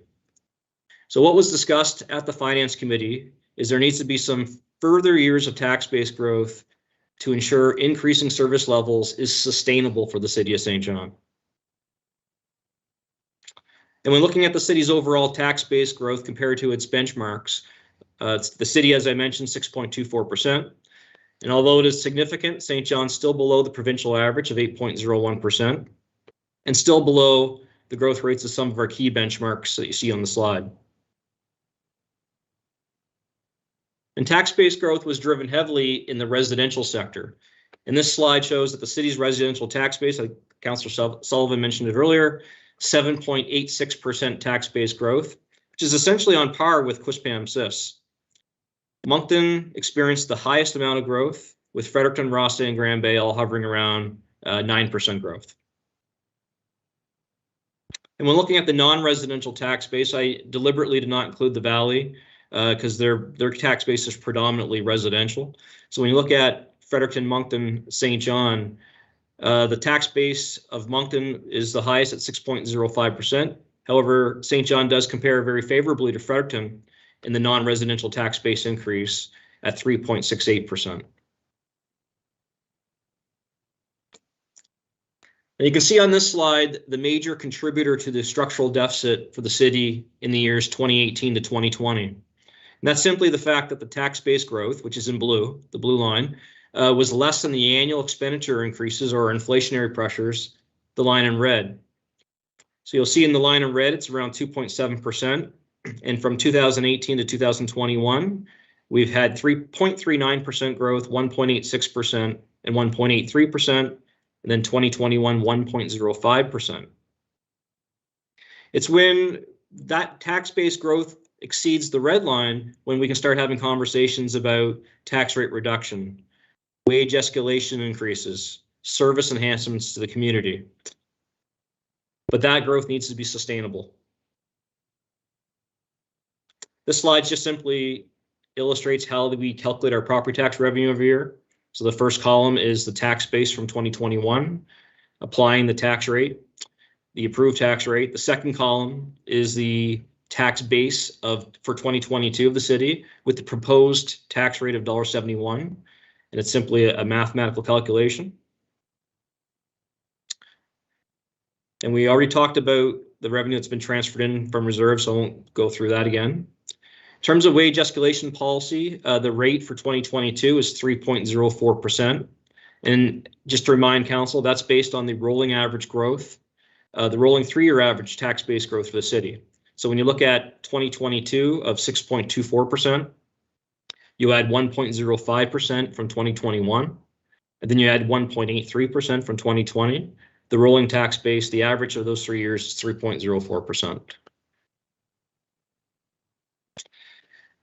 Fiscal charges in this budget is a good news story. The city is saving approximately $700,000 on reduced principal and interest charges compared to 2021, which is equivalent to 1 cent on the tax rate. And by the end of 2022, the city will have paid down over $32 million in debt, or 27%, based on a disciplined debt management approach. You'll see back in 2014, the city's debt was $119 million. We're approaching $87 million now.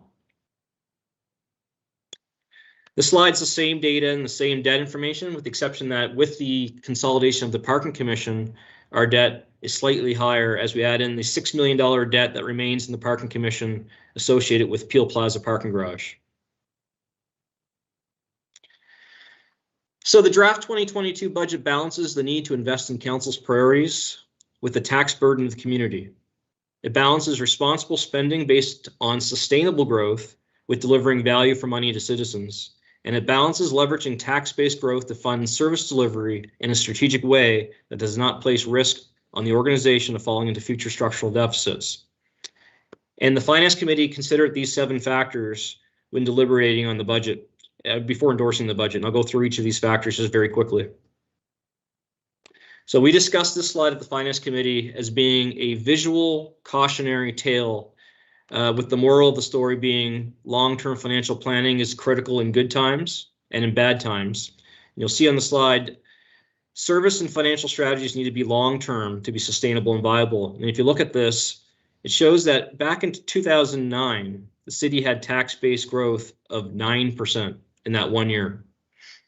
And then if you look at 2009 to 2013, those combined years, the city had a total tax-based growth for that 5-year period of 28%, averaging 5.6% growth per year. And then unbeknownst to the city, following 2013, came a long stagnant period of tax-based growth, tax-based decline.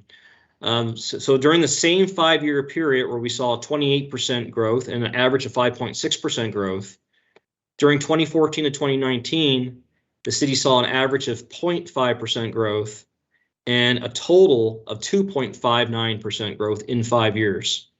That made service levels unsustainable. At the same time, there was little to no reserves in place. The infrastructure deficit had exceeded $400 million. And as I showed on the previous slide, long-term debt was at a record high of $119 million. The city had a structural deficit, And from 2018 to 2020, we depended on short-term provincial funding to balance the books. So, based on a few good years early in 2009 to 2013, long-term planning is important in good times and in bad. And here we are today with a strong growth rate of 6.24%, but now we have the advantage of learning from the past. Second factor into the recommendation is COVID. Forecasting tax-based growth during the current COVID-19 pandemic is a challenging proposition. The pandemic is unpredictable, and with new variants being discovered, there will continue to be an element of uncertainty, which will require municipalities everywhere to exercise caution. We saw evidence of this in 2021 in the commercial sector, where assessments for office complexes, shopping centers, and restaurants were adjusted downward, and we saw the impact of that in our tax base due to the impacts COVID had on those properties and those businesses. Fortunately, there's been a rebound in 2022 on that sector. However, we continue to monitor this very closely and be aware of the risk associated with COVID on the sector. The hospitality sector, unfortunately, has not recovered and has still significant reduction or reduced levels and negative adjustments to reflect the impact of COVID-19. Another risk to our tax base, future tax base associated with COVID, is simply businesses have evolved and they've adapted to the new reality. Excuse me. They've adapted to the new reality and have realized a lot of work can be done virtually, remotely, and there's less need to acquire property to conduct business in this day and age. This trend could have an impact on commercial tax-based growth into the future. The third consideration for our recommendation is we must be competitive. So in gray, you can see the 2021 tax rates for St. John and its comparator communities. And in blue, you can see the tax rate for each of those communities that have been approved and the proposed tax rate for St. John. Moncton has reduced their tax rate by over 10 cents, Rothesay at 4 cents, and Quispamsis at 3 cents. Based on the city's proposed rate of $1.71, when comparing to Moncton, if you want to use an example for residential property valued at $250,000, the municipal property tax bill in Moncton would be $407 annually less than what it is in St. John, based on the differences in tax rate. Now, if we take a different example of a commercial business valued at $40 million, that commercial business valued at $40 million would receive a property tax bill almost $100,000 more in St. John per year than it would in Moncton annually. And even after the tax rate reduction, the city's tax rate is still 42.5% higher than Rothesay and 30% higher than Quispamsis. And we talk about sustainable growth. If you take a look at this pie chart, 86% of the tax-based growth we achieved in St. John this year was based on market adjustments, not new construction. So tax-based growth is based on the market and not based on an organic new growth, which was only $60 million of $445 million in assessment increase. This is why we're indicating that without a reliable trend of data, it's risky to use a singular year tax-based growth to justify increasing city service costs.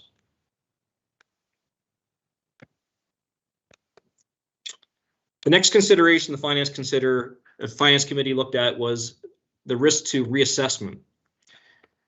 So with the largest provincial tax base increase in the last 20 years, there's a high likelihood that there's going to be a large volume of requests for reassessments in the province, and probably no different than in St. John.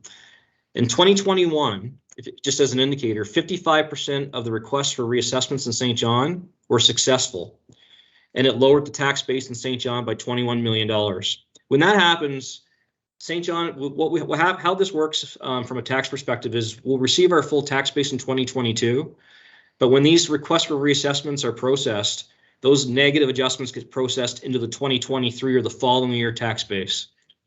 So with the 6.24% tax base increase, and given the current economic realities, there could be significant requests for reassessments in 2022 that may impact our future tax base growth. We also talked about consideration to inflation and the inflationary pressures that are starting to become concerning. Given these inflationary pressures, we strongly believe not only is it important to be competitive, we also need to place a lens on the taxpayers and strive to minimize the municipal property tax burden on the community. So if you look at in August, the consumer price index hit a near 2-decade high at 7.2% year over year, which is the fastest pace since 1994. The Canadian inflation rate is at 4.1%. The New Brunswick inflation rate is at 4.3%. Property assessments have now gone up 6.24% in St. John, provincially at 8.01%. Food inflation is hovering around 3%, and gas prices are still high due to the global energy crisis.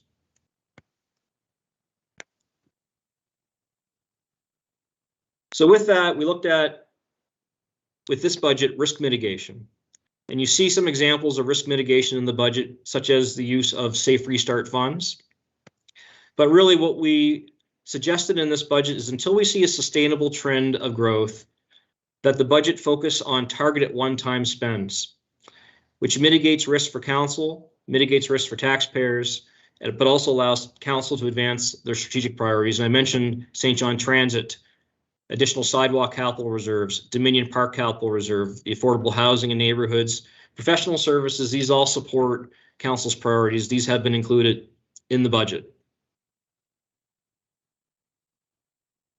And why tax rate reduction versus spending right now? So not only does it mitigate the taxpayer burden from the assessment increase and the inflationary pressures that I've already described, not only does it allow us to stay competitive with other municipalities, it also provides us a little bit of flexibility, because in an event we do need to generate more revenue next year because the growth isn't sustainable, or it's growth that we're unable to predict.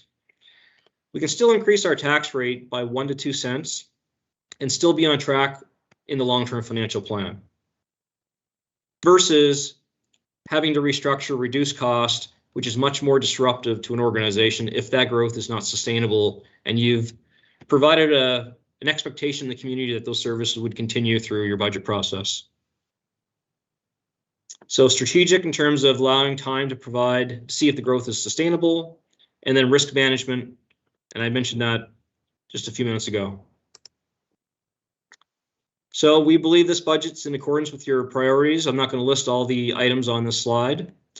And in regards to perform, we believe that the key performance indicators of this budget will speak for themselves. They exceed or are on track with all of the deliverables and targets of the long-term financial plan. And I won't go through those as well.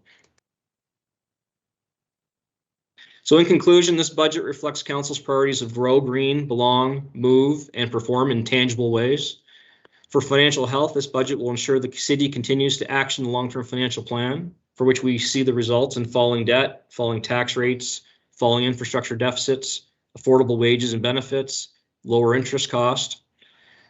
The budget also considers not only the tax burden on the community, but has been assembled with a risk management view to sustainably provide services over the long term, while mitigating risk and offering the most flexibility to the city in achieving its long-term strategic objectives. So with that, I'd be pleased to take any questions that council may have. Thank you. Okay, thank you, Commissioner. Look at your presentation up there. I can't see. Okay, can I send it back over to Councillor Selton for just a couple of words? Thanks, Your Worship. Really, I'll just move the receive and file that is on the floor officially. Okay, good enough. I'll need a second on the receive and file, and then we'll go to questions. Seconder is Councillor Ogden. And so questions, I've got a couple of questions for probably for you, Commissioner. Councillor Lowe, you're up first. Councillor Fudge, I'd just like to ask a few questions and make a statement. I mean, it's hard to follow you because that's an excellent presentation, right? I'd like to ask you, all the heavy industry operations in the city, have they been assessed? Through your worship, I knew this question would come up eventually, so I did reach out to SNB with respect to industry. And what they had indicated is industry is actually broken out into 3 different property categories. There's light industry, and light industry have assessment values that are less than $1 million. And these properties tend to have a high volume of sale transactions and valuations that are market driven, so they're easy to assess. And these properties that were considered light industry, but are less than 1 million in assessment, received a market adjustment factor of 10% increase. Again, these are assessments that are less than $1 million. Their second category is more complex industries with assessments greater than $1 million and are also market driven. And these are also supported by market transactions. So warehousing business, different businesses like that. And in 2022, these properties received a 3% market adjustment factor by S&B. Then the final category is heavy industry. And heavy industry received not market adjustment factors, but cost adjustment factors. And the reason for that is that these properties are very complex. They have very limited sales information. And assessing these properties requires significant resources and expertise. As you can appreciate, these organizations don't operate just locally, they operate nationally and sometimes internationally. So heavy industry, for the most part falls under that category.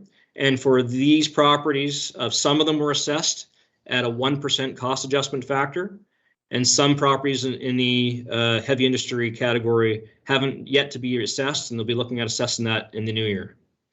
Okay, I'll ask you the question. Was the LNG terminal assessed? So the LNG terminal falls into the category of the assessment of a 1% cost adjustment factor on its base year valuation. And when I say base year valuation, when that property was assessed at $98 million, that's the base assessment value.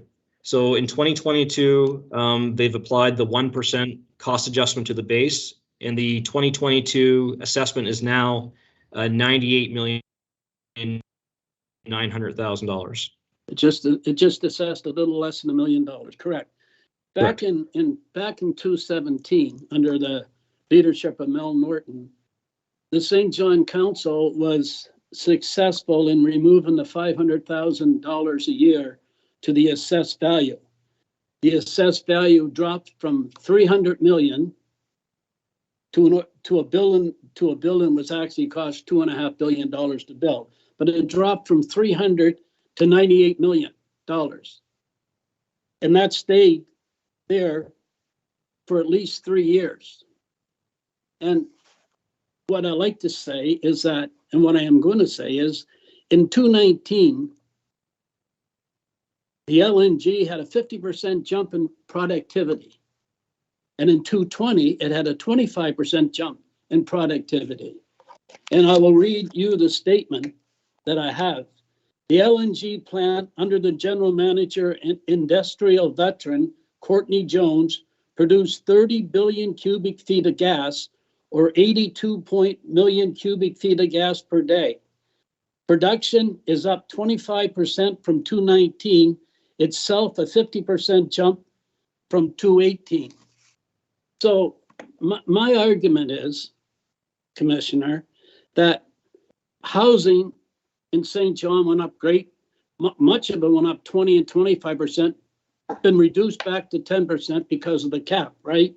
But when I give you these figures of the productivity of the LNG, and it only shows that it went up 1%, I find the assessment part hard to believe.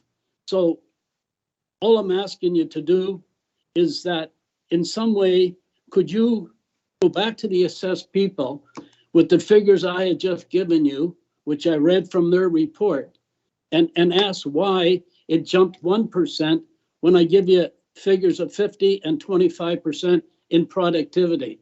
And back in 2017, we were told, and I was told directly, that the difference between the $300 million and the 98 was based on productivity. And I do know that the LNG terminal, when it was built, expected 125, 126 ships a year. And I know far, far, far less ships are coming in. But in 2018, 2019, and 2020, things changed. Things got better. It'll never be up. Well, I hope. I don't think it'll ever be up to where they had built it for the $2.5 billion, but things have improved, but yet the assessment value has not gone up. And my argument is with the assessed value. And that's what I'm just explaining to you, Kevin. And I would ask that your department look into what I've just said, one way, some way, shape, or form. That's all I'm asking. And thank you.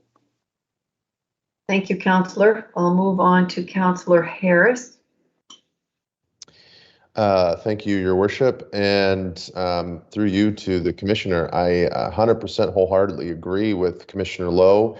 I think that when it comes down to this local governance reform stuff, there's a lot in the air. I know that this budget that you've given us doesn't necessarily build some of that anticipation in for where the dust is going to settle on this, but we need to have this, we need to have the awareness of this be front and center. I know Councillor Sullivan has gone with a team in the past to advocate to Service New Brunswick on assessments, but this heavy industry nonsense has got to end. You put this heavy industry in any other province, including Alberta, and the assessments to the municipalities go up. So I think it's outrageous. Now, to the budget. My only concern, and I'm going to just take my councillor hat and add on the chair of the Strategic Planning Committee hat. My only concern with this is, and I understand the reason that we need to be competitive with the surrounding communities. I get that. We have economists that we have hired and consultants that we have hired to weigh in on the requirements of this city to reach our growth agenda, our sustainability agenda, and our quality of life requirements, so that we become a city of choice and we become a city of impetus and energy in all the right areas. So they are saying something a little different. And so what I want the public to hear from you is where that difference comes in, because they're saying what the city needs to get right is a reputational piece for sure. We need to demonstrate that we're a well-managed city, that we have good policies in place to protect not just our finances, but to produce good outcomes for citizens. And we have a lot of things coming down the pipe in the next year that I'm not quite understanding if we're building in the appropriate amount of margin for. And I'll just give you an example. We've got phase 3 of Move SJ, which is something that's highly anticipated by people in our communities, pedestrians, people who need to use a walker or who need to use a wheelchair, or people who drive a bike. That's that mobility inclusivity piece for our roads and for our sidewalks and the entire street structure of the city. That Move SJ phase 3 is coming. We don't know the price tag to that, right? We don't know the price tag that's going to come with that 10-year strategic plan. We don't know the price tag that's going to come for the modernization of the transit system. So my question to you is this: in the next 2 weeks, I would love in this budget for us as councillors, especially, for me in that 10-year strat plan chair role, to be able to say to people, we have heard from all of staff, they're given the best dart throw they can at some of these initiatives that are must-dos, right? Making this city friendly to pedestrians, friendly to cyclists. We've had 2 cyclists die in the past year and a half. Making this city workable on a transit system so that its deliverables are positive and hit the priority goals of this council are a must. So I understand that this 7.5 cent reduction is important, but I guess all I would be looking for in the next presentation would be a bit of a dart throw, and I know this comes to the city manager as well, to say, look, based on the information we have, we're giving ourselves the right amount of margin to realize the goals and priorities of this council. Because I personally, as a homeowner, I know that I'm going to save a few bucks this year, a few $100 on that. But I'd be willing to cut that back, let's say, to a 5 cent reduction if it meant we built in the proper amount of margin, even on one-time service delivery pieces. Harris, do you want to hear the answer? I'll take a shot at this, and then maybe I see John's hands up, and I'll turn it over to the city manager. So With respect to how we budget and how we financially plan, it's not a matter of the tail wagging the dog here. So we have a long-term financial plan, we have a budget. Those plans are informed and by design informed by council's priorities and council's strategic priorities and 10-year strategic priorities. And in fact, the long-term financial plan has a long-term financial plan policy, which requires the city to refresh the financial plan on an annual basis. And how we refresh that annual plan, that financial plan, is based on assumptions and what is required and what, I guess, what service levels is required based on the input of council. It also is driven by the work plan. And so it's a strategic document. It's not developed in a vacuum. And so as council continues to advance strategic plans, we were informed certainly by the work plan and council's priorities. We will be refreshing the long-term financial plan this year and looking at key assumptions and making sure that the financial plan aligns with council's, I guess, overall strategic intent. I'll remind you that when we first prepared the long-term financial plan, it was prepared in absent of a long-term strategic plan. And it was based really on council's priorities, but not from a 10 years perspective. So, moving forward with capital plans, long-term operating plans, we should be closer in sync with the strategic plan down the road. But I'll throw that over to the city manager to add more comment. Your worship, through you to the councillor. First of all, councillor, you said, and I don't want to put words in your mouth, that you weren't sure there was enough margin to pay for everything that's in the strategic plan. Well, I am sure there is not enough margin to pay for everything that's within the strategic plan now. The strategic plan is a long-term outlook, 10 years. Move SJ is a long-term outlook, a decade or two. Same thing with Play SJ. So I think we do need to be cautious to not try to fund everything in the first couple of years because it is unaffordable. And what the staff has to do is make the balance between all the various policies and all the various plans and basically deal with the elephant one bite at a time. So in this particular year, based on all the circumstances that the CFO has brought up and supported by Finance Committee, we have recommended that the first thing out of the blocks needs to be the tax rate adjustment. But we are also including in our capital plan actually more capital money than we can effectively spend in a year in terms of design and implementation through project management. So much so that we actually have to hire 2 additional project manager engineers for the next year to get through what we've got there. Your points about the strategic plan are very valid, and once the strategic plan has been finalized, then we do have to start taking a look at multi-year operating plans that try to address all the initiatives. But the initiatives within the strategic plan, there will be some that we won't even touch until hypothetically the 8th, 9th year of the plan. So the community, our council, and even our staff do have to exercise a little bit of patience and recognize that this is a long-term plan that we have in place and not try to address everything in the first year. I don't know if that addresses your observations, councillor, but it is important to try to not do everything all at once and put us back into a hole that would cause us all to have to try to dig out of it again. Yeah, it does. I appreciate that. I think what's important for the public to understand and what I'm wrestling with here is, what can we feasibly do as a one-time expense with this windfall of cash? And what if we go too far down that line? Are we setting ourselves up for long-term expenditures we can't afford, which is an irresponsible thing? So I do get that. And I have been making the rounds, so I'll continue to make those rounds over the next 2 weeks, but I do get that principle. So thanks for clarifying. If I could just add on to that question at the very end, the operating budget policy does not permit the city to fund annually one-time expenditures. It needs to be funded out of reserves. So when it comes to one-time expenditures, it's not going to be a situation where we're going to wake up surprised that we can't afford this particular one-time expenditure, because we shouldn't be relying on one-time expenditures to incorporate into our budget.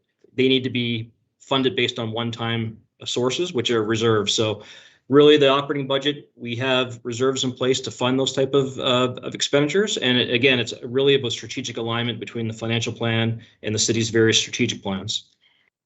Okay, thank you. Councillor Redwan? Thank you, Mayor Reardon, through you to CFO Fudge. Just a couple of quick comments, but I have a couple of questions that kind of came up after finance. So, I mean, I think there's so much good news here. $13.3 million in debt reduction, huge. Something that I really was striving for when I was running was to try to reduce that tax rate. You know, it's been the thorn in so many people's sides, so it's just such good news. I had a question come to me about reserves, and somebody, I guess, had noticed that we were using so much in reserves, but I believe that the balance in the reserves is 1.2 million, if I'm correct.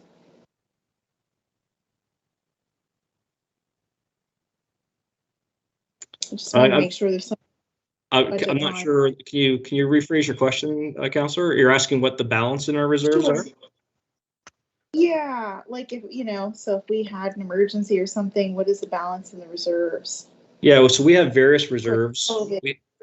We have operating reserves, for instance. We have an operating reserve that's approximately $7 million, and that includes safe restart funds for COVID.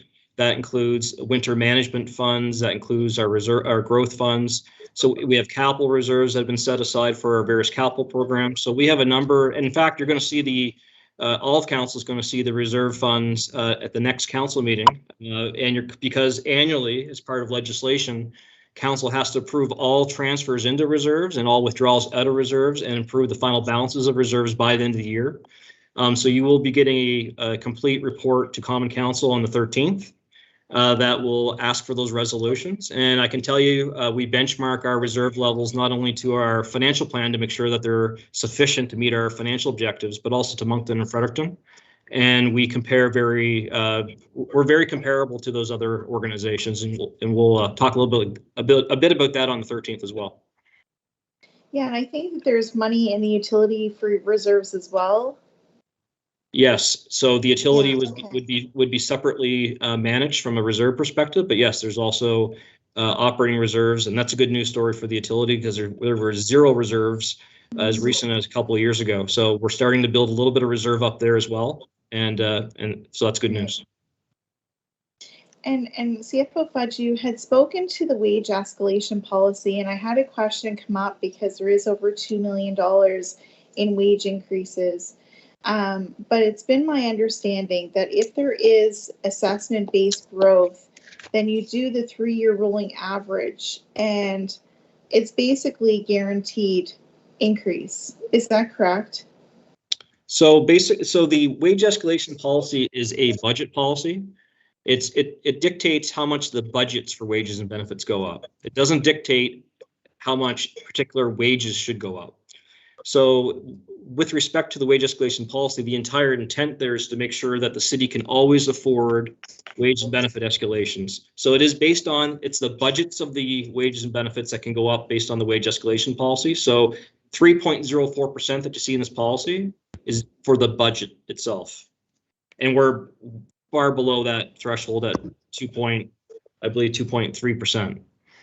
So if I may add on to that one, where you are correct, Councillor Radwan, is 2 of our unions have signed collective agreements whereby their annual pay raise will be assured in accordance with the wage escalation policy.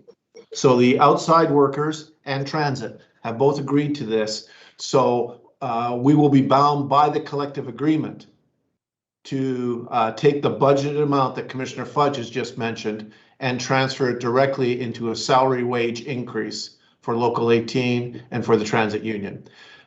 Police and fire have opted, we do not have agreement there yet, and management will be dealt with separately, but they have been assured, since they also took 2 zeros for 2 consecutive years in terms of pay raises, the commitment of council was that after the 2 years of zero, that management would also receive the wage escalation policy. But that's not in a collective agreement because, of course, we don't have a collective agreement with management. It was just a commitment made to the managerial team when they took the 2 zeros. And the wage escalation policy also has a cap, and that cap is CPI plus 1%. So no matter how high tax-based growth, we had 12% tax-based growth, it would be capped at CPI plus 1%. Okay, great. Yeah, no, that's great. And I mean, obviously, if the assessment-based growth is very low, then it would also reflect that over the 3-year rolling period, correct? Absolutely. All right, thank you. I'll move on to the deputy. Thank you, Your Worship. Commissioner Fudge, I just want to congratulate you. I mean, I've been on council for a while, and we've been making, small gains year over year. The Finance Committee under Gary Sullivan is doing a spectacular job. This is a good news budget. This budget is the best good news budget we've had in a long, long, long time. Reducing the tax rate in the city of St. John, a couple of years ago, I could never see that happening. And, so I mean, I think this is a really good news budget. I am so interested in finding out a little bit more, and I'm glad you're going to look into it, about our industry, because for whatever the reason, they're being left out of the equation. And I think that maybe they have to jump through some more hoops and stuff, but Service New Brunswick's got to get in the game here. 1%. Gee, I mean, that's a pretty low number. But anyway, this overall budget is really, really good news, and I'm so proud of the Finance Committee for all the hard work they put into it. And I want to thank you for taking my call this morning on a couple of the concerns that I had. You straightened me out real quick. Appreciate that, and I look forward to our next meeting. Thanks. Thank you. Okay, Councillor Sullivan. Thanks, Your Worship. Just a few quick responses with my chair hat on. I agree completely with Councillor Lowe's comments, and I know it will follow under another item. We're playing the hand we're dealt, and the Finance Committee would love to have those tax rate classes available to us, as we've been talking about, and I know the conversation continues with the provincial government, so that we can target these tax rate reductions or increases as appropriate, so that's more fair across the classes. Councillor Harris is also right that our strategic plans and our other plans should be informing our budget. Right now, they're not finished. So I am sure when we're having this conversation next year, we'll have, because we review in the financial long-term plan, is to review the financial long-term plan regularly. As those other plans come online, we will certainly be integrating them with the long-term financial plan as we move forward. Probably thanks to Councillor McKenzie for those kind comments to our finance group. The most exciting thing for me in this budget is the fact that we're a government that had a long-term plan that survived an election.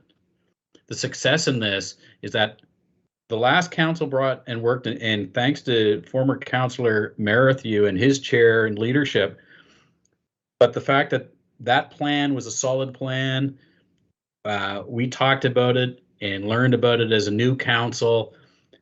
This is based on it. Next year's budget will be based on it, but we will review it because that's what the long-term plan says.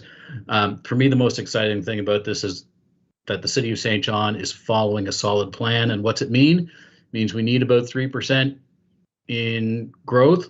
We'll take that. We'll apply our priorities, which is a part of our plan. And what we don't need this year, we return, because we're also very aware of the influence on people's pocketbooks at home. So I think we're on track, and I really appreciate the comments tonight. I think it shows that we're on track. Thank you, Councillor. Yes, of course, City Manager, over to you. Your Worship, members of council, if you'll indulge me for just a moment, there has been several who have commented on and provided accolades, well-deserved, I should point out, to Finance Committee and the entire Finance Department and our CFO. And again, I stress those are very well-deserved. As your City Manager, I'd just like to recognize that it's basically the entire employee group that has contributed to where we are today. Everything from the public works outside worker who would love to have a new lawnmower, but we tell them to wait, to everybody who has accepted workforce reductions, wage controls, et cetera, all the way through, and all of the various initiatives and all of the input and feedback and contemplations on delivery of services that were all fed in to the finance team for this budget. I reflect back, and I think this is just an interesting sidebar. Some 2 years ago, we went through a budget simulator exercise where we asked the public how they would address the financial challenges of the city of St. John. And we got a lot of different solutions or recommendations, but I think it's fair to characterize that almost everybody, certainly a majority of people who completed that budget simulator exercise suggested that the only way to get out of our financial difficulties was to raise the tax rate.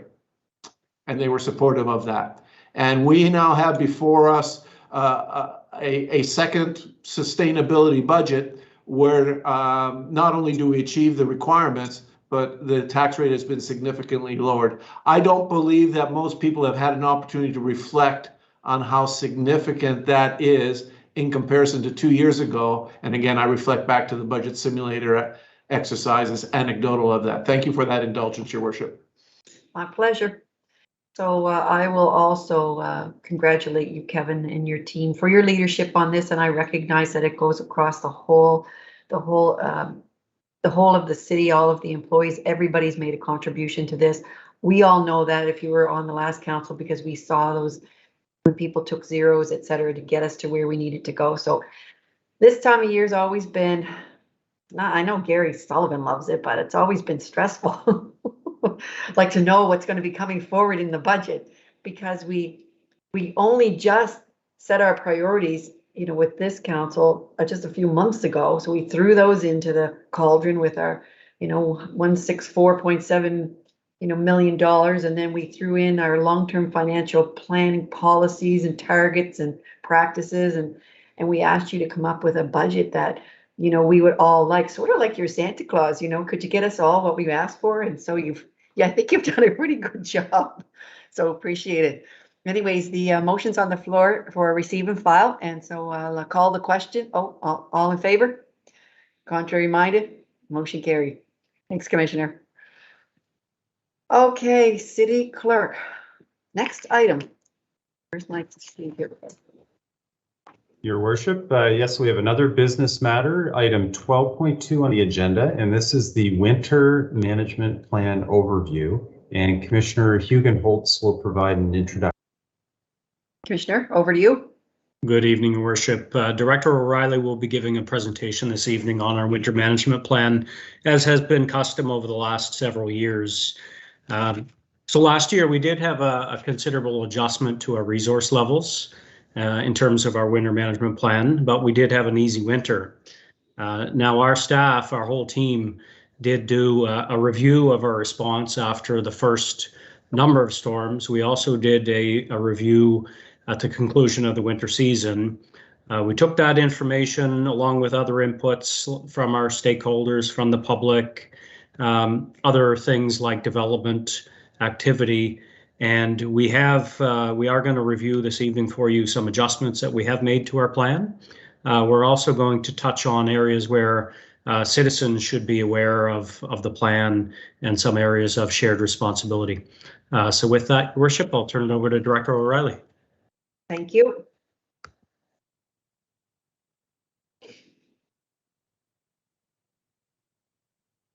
Everybody can see my screen okay? We can. Perfect. Thanks, Your Worship. So, Your Worship and Council, we face several challenges keeping streets and sidewalks clear of snow. Our geographic size is just one. We plow enough vehicle lanes to drive back and forth to Moncton 4 times every storm. We plow enough sidewalks to run 5 marathons every storm. The large water bodies around us can create variability in weather over the course of a storm. We often get one of the most difficult combinations of weather, starting as snow, changing to rain, followed by colder temperatures. The amount of time each of these phases lasts during a winter storm can lead to different challenges such as anchor ice or hard packed snow or flooding events, which our team has to manage on top of responding to the storm itself. Most streets have some space for snow storage, but winters that result in large combinations of snow require resource-intensive snow removal efforts. Lack of snow storage space is most acute in the South Central Peninsula. The areas of St. John where residents use greater amounts of on-street parking. We continue to balance the need for on-street parking for these residents with snow clearing effectiveness. The reality, however, is when we attempt to plow a street and on-street parking is occurring, when the two outcomes results. Either our plow must return when the parked vehicle is no longer there, leading to service inefficiencies, or the street simply doesn't get plowed to the service objectives that the citizens come to expect. Supply chain delays we are hearing about and experiencing in our everyday life is adding to a new challenge for this upcoming winter season. We are expecting delays receiving equipment parts or even replacement of plow trucks, which we're about to order. As we have also simultaneously worked to improve the utilization of equipment and reduce redundancy, the real risk of delays getting equipment operational again is something we are monitoring closely and managing as best we can, but this challenge is something that is largely outside of our control. In addition to equipment efficiencies, as Commissioner Huguenot mentioned, we've also worked over the last couple of years to ensure a smaller team is utilized to the greatest potential.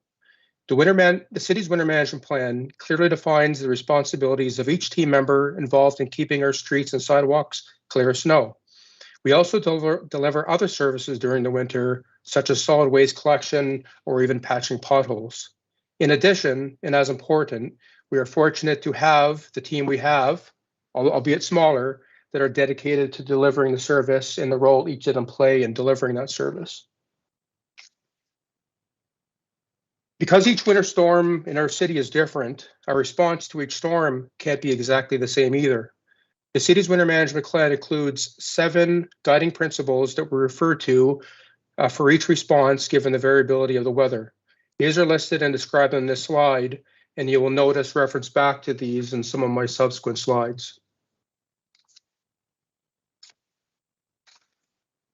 Although the weather and our response can include some variabilities, what does remain consistent from storm to storm is how we prioritize response to streets and sidewalk plowing. Each street and sidewalk in the city are categorized into one of 4 priorities. The description of each priority of streets are in the first row of the table on the slide, and the description of the 4 sidewalk priorities are in the second row on the slide. There are consistencies between the priorities for streets and sidewalks in that they focus on clearing routes first that have greater traffic volumes. However, there are differences in how motorists and pedestrians get around our city, and so you'll notice some differences between the descriptions of the 4 priorities relative to streets and sidewalks to match those different traffic flows. The outcomes for the community we strive to accomplish for every storm are also consistent. These are summarized on this slide and described in more detail in our report. During storms, we focus keeping our priority 1 streets and sidewalks accessible. Once the storm is over, we systematically clear defined plow routes with a dedicated resource for each one of those routes. Passable streets and sidewalks are achieved first in order of priority, followed by the final product. Each of our time-based objectives based on priorities are measured for each and every storm. We also measure the severity of each storm and equipment availability, as each of these have significant impact on achieving our objectives. I want to speak specifically about sidewalk plowing for a minute. We know this mode of transportation is a priority for many in our community. There are unique challenges trying to clear sidewalks, as well as and as fast as streets. The equipment needs to be small enough to fit on sidewalks, so the work is ultimately slower going. Unlike streets that have catch basins or ditches beside them, sidewalks are often surrounded by snow on both sides, meaning variable weather conditions like we get in St. John often create slippery conditions on sidewalks because of the lack of drainage capacity. Vehicle tires on streets act as a second layer of defense to get both ice and salt through to the road surface, but of course that foot traffic on sidewalks doesn't provide the same level of effect. We work hard to keep sidewalks clear of ice and snow, but unique challenges can impact the level of service delivered. Significant changes were introduced prior to last season. These included resource reductions and optimizations, mainly through balancing a response to winter storms more equally between a day shift and a night shift. Redundancy and a heightened service level citizens would have come to expect in previous seasons were diminished. However, the optimizations introduced allowed us to maintain consistent service objectives from prior seasons, and those same service objectives are proposed for the coming season. Last season was a relatively light season. This is certainly something that is difficult to complain about. However, it really didn't provide a good test of the service adjustments we implemented last year. Even with the light season, we did identify several service improvements, which we are implementing for the coming season. I'll detail these in a couple of slides. The two tables on this slide are the measured service objectives for each storm for the last season. The outcomes for streets is on the left and the outcome for sidewalks is on the right. The height of the blue and orange bars represent how well these objectives were met for each and every storm throughout the season. Our conclusions from these results are described at the bottom of the slide. We use these conclusions to feed into our response improvements planned for the coming season. Each year, we take the results of previous seasons to improve upon our response. Last season, our resource balancing efforts were largely successful. However, both citizen feedback and outcomes from our measured service objectives suggested we needed to make some more improvements for plowing local and rural streets typically plowed by smaller one-ton trucks. For the upcoming season, we have already reviewed streets previously plowed by the smaller trucks and transitioned over a quarter of them over to larger plow trucks, which can plow streets much more effectively than smaller plow trucks. Ultimately, provide a better level of service on those streets. Early season repairs to plow equipment is inevitable, both in St. John and other plowing jurisdictions. Equipment is not truly tested until it is required to push heavy snow and ice. We're responding as best we can to a combination of the reduced equipment redundancy and the aforementioned supply chain delays by enhancing our pre-season inspection process with the leadership of our fleet services team. We are continuing to plow some sidewalks with larger plows and looking for similar opportunities in other parts of the city wherever possible. We're responding to a number of requests we received last season by plowing a more direct route for pedestrians between Centennial School and other parts of the Old North End. There are no reduction to the quantity of sidewalks we're plowing between last season and this season. We are continuing a plan implemented part with you last season where we consolidated 4 routes that serve the South Central Peninsula down to 3 routes for plowing sidewalks. Although the heading of one of the articles of today's Telegraph Journal is not incorrect by indicating there is a reduction in the number of sidewalk routes, we want citizens to be aware this does not translate into a reduction in the number of sidewalks that we are servicing between last year and this year. We are continuing and enhancing use of various technologies identified on the last 4 items on this slide. Just last week, we had a meeting with all our supervisory staff and operations managers, and just during that one morning meeting, we identified over 15 improvement items that we're looking to implement over this season and the coming seasons. Various ways the community can remain informed and help the city maintain it as livable and enjoyable during the winter months are listed on this slide. I know earlier in this meeting, Council talked a bit about how we can work together as St. Johners. Working together to maintain our livable city in the winter months is certainly another way that we can all help each other. As we are striving to provide the most efficient way to meet street and sidewalk snow clearing objectives for the community, our reliance on the community working together with us is becoming that much more important. Your Worship and Council, that's our presentation for this evening, and I'd be happy to take any questions you might have. And I'll stop sharing my screen.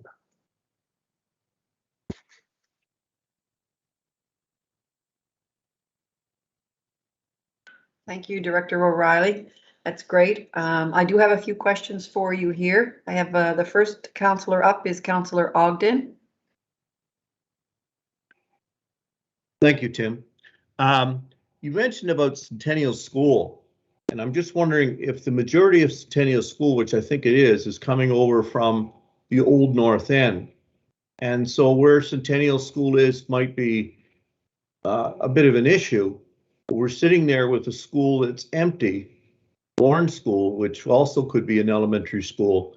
I'm just wondering if the placement of a school, and if we have a lot of pedestrian traffic in a high density area, could solve some of our problems of just getting logistically to that school. And it's just something I'm thinking out loud that, you know, we've got a much newer facility sitting in the middle of the Old North End, and a question I don't know if I can direct this through you, Mayor, is I'd like to address it to to Councillor Norton. Does Princess Elizabeth go from K to 8? PES is a K to 8 configuration. That's correct. Yeah. So, okay. Thank you. Okay. I have Councillor Killen up next. Thank you, Your Worship. Tim, just wondering sort of the justification on the sidewalk priorities at the major retail areas being in there. I totally understand bus stops, obviously, but how come the school areas, I guess, aren't included in that first priority? Very, very good question. So again, just like streets, our sidewalks are based on traffic volume levels. So again, certainly from an overall pedestrian perspective, again, your major bus stops, your retail areas are those major draws, but certainly school zones are priority twos, and we place a lot of focus on those. And in fact, a lot of times, you know, we plan when we plow sidewalks based on when school's in. So we do some adjustments based on that. But certainly schools, retail areas, and major transit stops are among the highest priority sidewalks that we plow. It feels like they're almost in the same category as one, almost. That makes sense. Okay, thank you. Councillor Hickey. Thank you, Your Worship. Tim, could you just elaborate a bit more on that reduction of the route versus impact on actual sidewalk clearance in the Central Peninsula, please? Yeah, thanks, Councillor. Thanks for the question, and through you from Your Worship. So for this season, and I'll be clear, there are no reductions from last season to the number of sidewalks that we're plowing. Okay, so what we're simply doing in the South Central Peninsula is we had 4 sidewalk plow routes. We're simply consolidating that down to 3 routes, but there are no reductions compared to last year to the number of sidewalks that we're plowing. Excellent. Yeah, I think that's a really important note, especially when you're talking about, you know, the community with the largest amount of pedestrian traffic, and, you know, one that depends on that pedestrian traffic. And, you know, I use the threshold a bit differently when plowing roads over sidewalks, because, you know, on the road you have some pretty big protection, and that's the car that you're in. On the sidewalk you don't necessarily, and, you know, that landscape is constantly changing, and I think it's important that we apply that. So I appreciate the sentiment, and I appreciate the work to make sure that impact isn't reduced.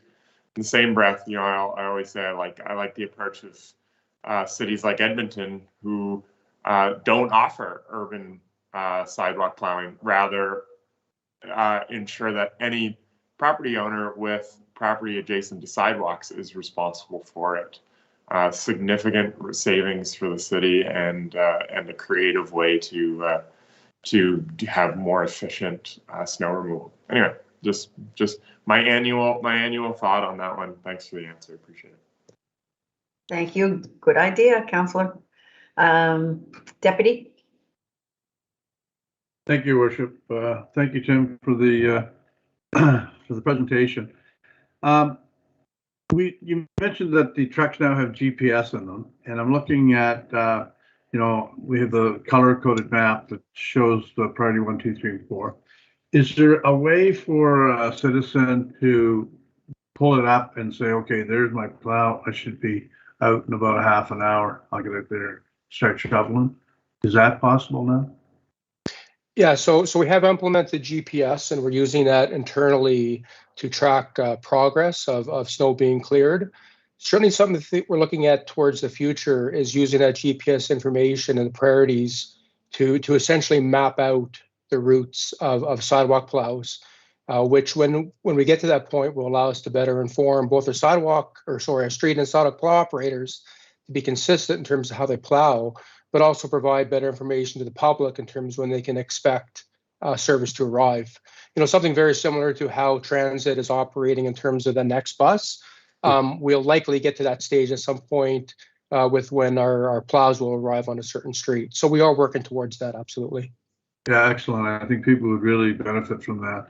And the other thing that I get every year, it's the same thing. You know, we have the sidewalk plow go down and clear the sidewalk. And an hour later, down comes the road plow and plows the street, and all that snow ends up on the sidewalk. Is there a way that we can deal with that better? Yeah, no, very good question, Deputy Mayor. And just for insight, I actually managed the sidewalk plowing operation for the city for about 7 years. So, certainly trying to find that balance and where to put the snow is a challenging one for sure. And we have taken steps towards that. As an example, I mentioned during my presentation, we have actually 2 sidewalks in the city, one on Loch Lomond Road and one on Westfield Road. We actually use the large plow trucks to also plow the sidewalk. So what that does is it not only plows both assets, but it pushes that snow between them. Instead of putting it between the street and sidewalk, pushes it to the backside of the sidewalk. That's our biggest opportunity, I think, and we're continuing to look at that as a team to see where we can implement that same rationale on other sidewalks within the city. Something else we're continuing to look at is the way we prioritize our snow blowing operation. So a lot of times we put some focus on completely removing snow from a street.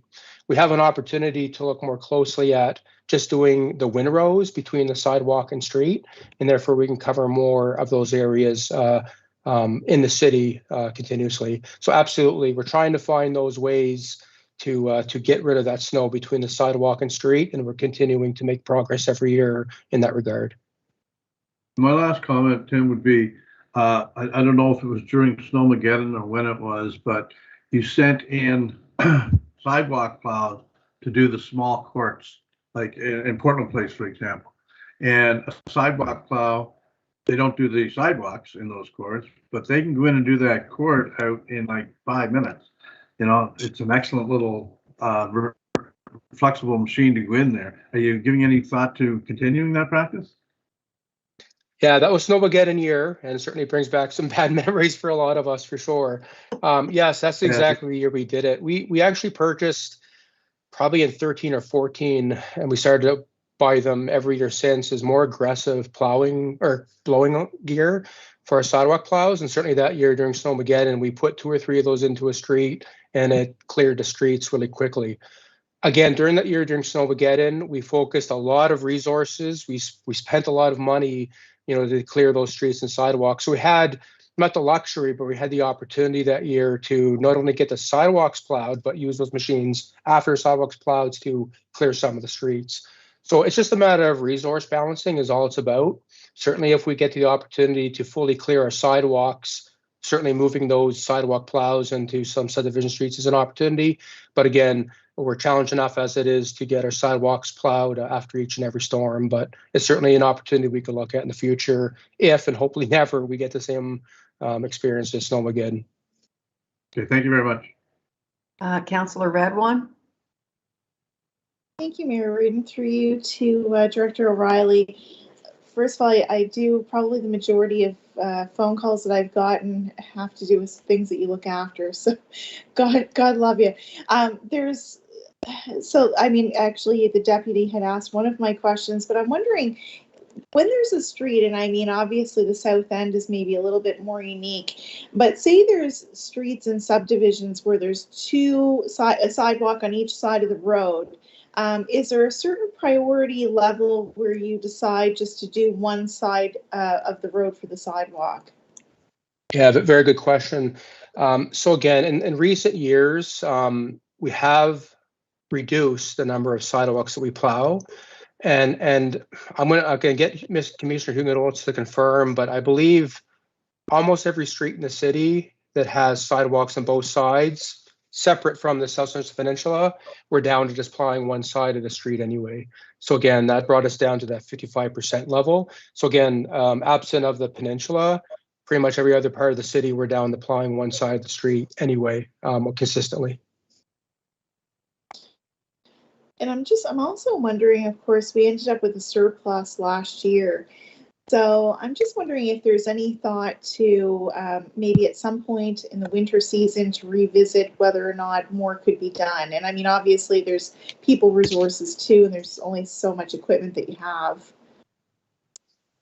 Yeah, so again, absolutely. Last season was a very light season. We only had about 4 storms to deal with.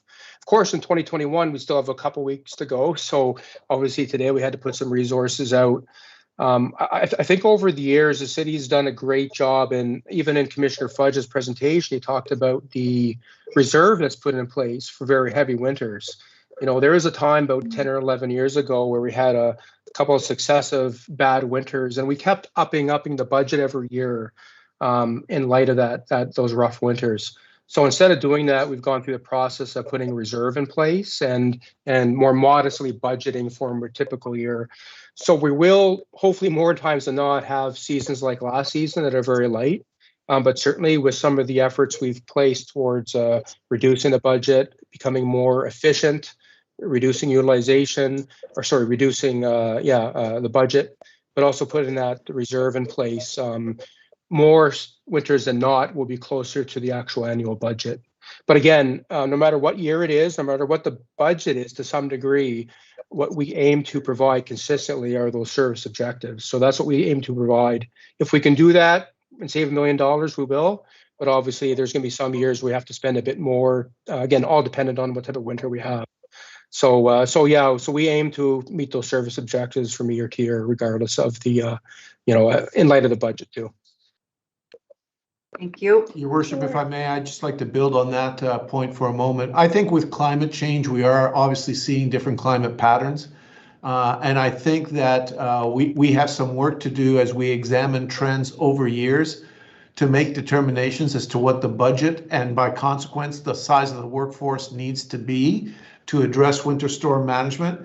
And I do see a scenario down the road where perhaps the reserve is plussed up a little bit and the overall budget is brought down a little bit. And then we could use that surplus money for other public works or for other services that are important to the cities, to the city. Right now, we don't have enough of a trend line where we would feel comfortable offering that approach to council yet, but it is certainly something that we pay attention to. Thank you, City Manager. I just have one more. I have one more little question, Mayor, if I could. Yeah, you're the last one, so I will let you go ahead with that. Okay. Sure. I recently had a question about Eugene's Way, which is, I don't know if it's considered Lakewood Heights, it's close to it. And it's not an area that's serviced, but there's actually buildings there that house predominantly seniors. Is there any sort of consideration given to prioritize areas where there's more seniors? Are you talking specifically the sidewalks being plowed or the streets? Yeah, it is a question about sidewalks. Sidewalks, okay. No, again, we've resourced our sidewalk plowing operation to a certain quantity of sidewalks in the city. So certainly, again, as the city manager mentioned, we're in this buffer area in terms of identifying, where our budget's going to be long term. But certainly if we were at current service levels and current budget to add more sidewalks to be plowed in one part of the city, we'll have to subsequently reduce service to another part of the city. So I will make a note specifically about Eugene's Way and we'll follow up internally, but that's the ramifications is if we add service somewhere, we have to take it from somewhere else. But we will make a note about Eugene's Way and do a bit more research on that one. So thanks for the question. Thank you. Thank you, Director O'Reilly. So that's it for questions. I will just add on a little bit. Uptown St. John has 14 of the big salt and sand boxes out, just to add on to Councillor Hickey's observation that, maybe we should be asking citizens to help out as well with some of that snow shoveling. So they are there for businesses. I'm happy to see that your plan is dynamic. It's had some changes this year, relative to last year. I think that's great. It's moving forward. As we, I guess, in a great situation, if we had some money, it'd be nice to actually remove the snow. I know people in some cities, they just plow the snow into the middle and then the big snow blower picks it up and it's gone. I mean, that would be ideal instead of always pushing it back because you're pushing it to the curb and then the sidewalk pushing it out to the curb as well. So it just is and then we end up a lot of times uptown taking some of that snow away, which is another added expense just because the banks get so high. Anyway, but you did a great presentation tonight. Really appreciate it. So I will take a motion to receive for information. I've got everybody. I've got, so we'll go with Councillor Stewart and Councillor Killen on the question. All in favor? Contrary minded? Motion carried. Thank you. Okay, City Clerk, next item. Your Worship, we have another business matter. 12.3 is a report and presentation from the General Counsel's Office, Truth and Reconciliation Conceptual Framework, and the City Manager will provide a brief introduction. Over to you, City Manager, please. Your Worships, members of Council, this presentation before you this evening will be extremely short, not because the matter is not important, but rather you have already received many briefings on this, and the information that is being provided to you this evening is more of a recap and an interest, and to make you aware of an interesting document that we have put together for the benefit of the staff moving forward. And with that as the introduction, I'll introduce the General Counsel, who will give you a very quick briefing. Thank you. Thank you, City Manager. As Your Worship mentioned at the beginning of this evening's meeting, at the June 14th meeting of this Council, a historic land acknowledgement was read for the very first time by the Honourable Graydon Nicholas. That same evening, Council also resolved to direct staff to report back with a proposal for concrete ways in which the City may work with Indigenous communities to initiate, foster, and support reconciliation and allow all citizens to flourish. At the September 20th, 2021 meeting of this Council, our office provided an update on truth and reconciliation efforts, and Council resolved at the time to endorse the initiatives described in our report. The purpose of our presentation, of our short presentation this evening, is to present to Council for approval a conceptual framework for truth and reconciliation at the City of St. John. The framework was prepared at the direction of the City Manager with a goal to condense in a short document the City's approach and initiatives related to truth and reconciliation. The framework is a living document and at this stage represents but a starting point. It will grow as more consultation is completed. The framework does not introduce any new concepts, as the City Manager mentioned. Rather, it is intended to be an easily consumed version of our September 20th report to Council, which will be distributed to City employees so that the entire City staff gains a better understanding of this City's approach and initiatives related to truth and reconciliation. The framework is in Council's package. I will not go over the framework. However, I will remind Council members and members of the public that the City's approach to truth and reconciliation will be done in two parts. You'll recall, first, we must focus on truth. That's the education piece. And only then can we move to reconciliation. If Council adopts the framework this evening, the intent is to post it on the City's website so that the public may see what the City is sharing with staff on its approach to truth and reconciliation. And a copy, as I've mentioned, of the framework will be sent to the entire City staff. Accompanying the adoption of the framework will be a City Manager video to staff, which will stress the importance of this City's approach to truth and reconciliation and provide some additional information on upcoming training for staff. Finally, we note that a Truth and Reconciliation Working Group has been struck within the City, which is comprised of representatives of just about every department at the City. The mandate of this working group is to help coordinate the truth and reconciliation efforts at the City. And finally, at the risk of stating the obvious, Your Worship, I will mention that this Council's actions on truth and reconciliation and the recommended adoption of the framework align with this Council's belong priority. Thank you, Your Worship. That completes my presentation. Thank you so much. Does anyone have any questions for Ms. Tompkins? We've got all that information is in our kit there. So if not, I will take someone to move that recommendation. Okay. I'll take the deputy and Councillor Hickey to move the conceptual framework for truth and reconciliation for the City of St. John. Okay, on the question, all in favor? Contrary minded? Motion carried. Thank you again, General Counsel. Appreciate it. City Clerk, next item.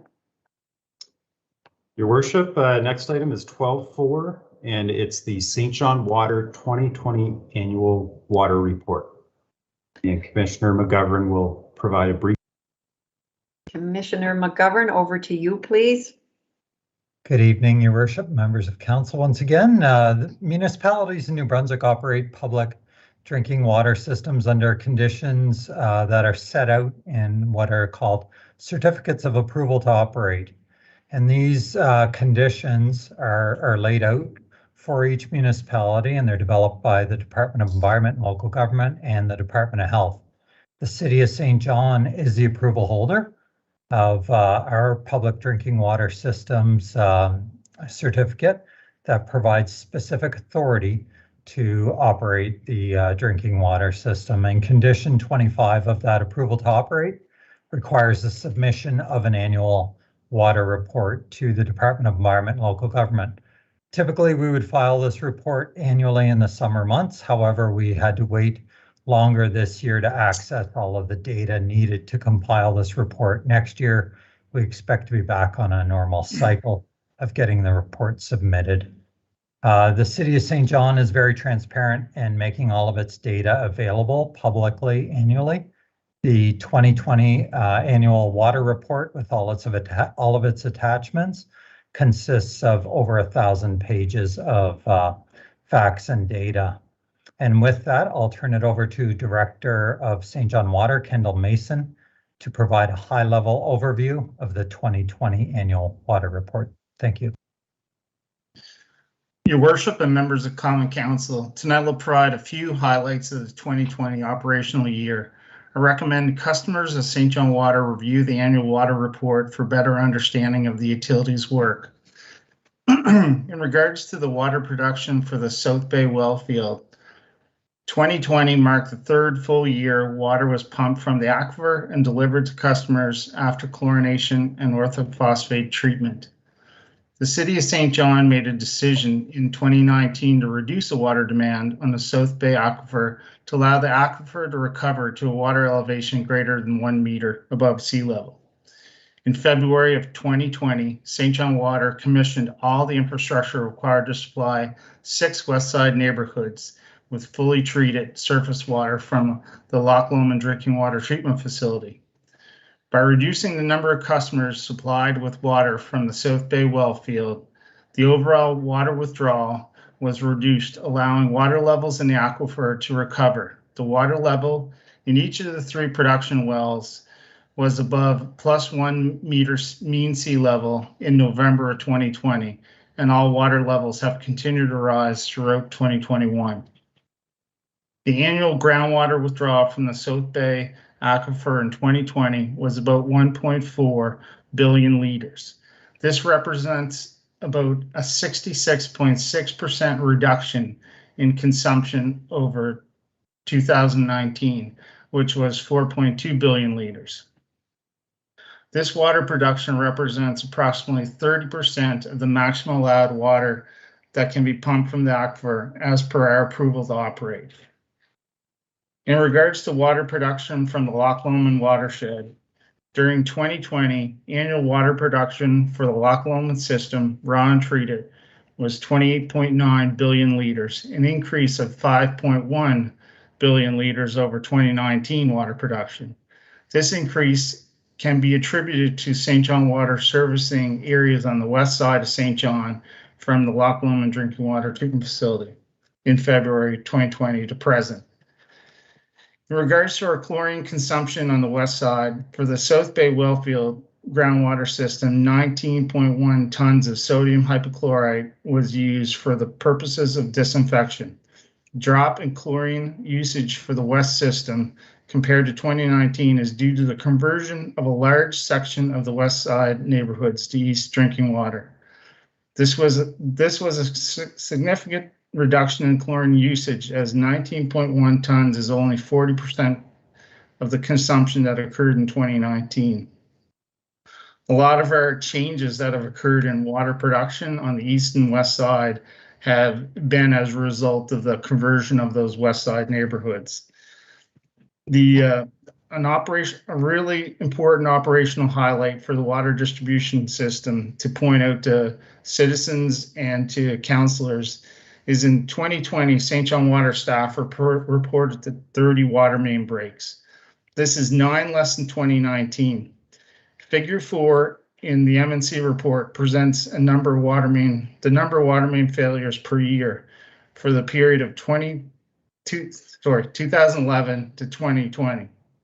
It's important to note that water main breaks in 2012 and 13 years were between 90 and 100 breaks per year.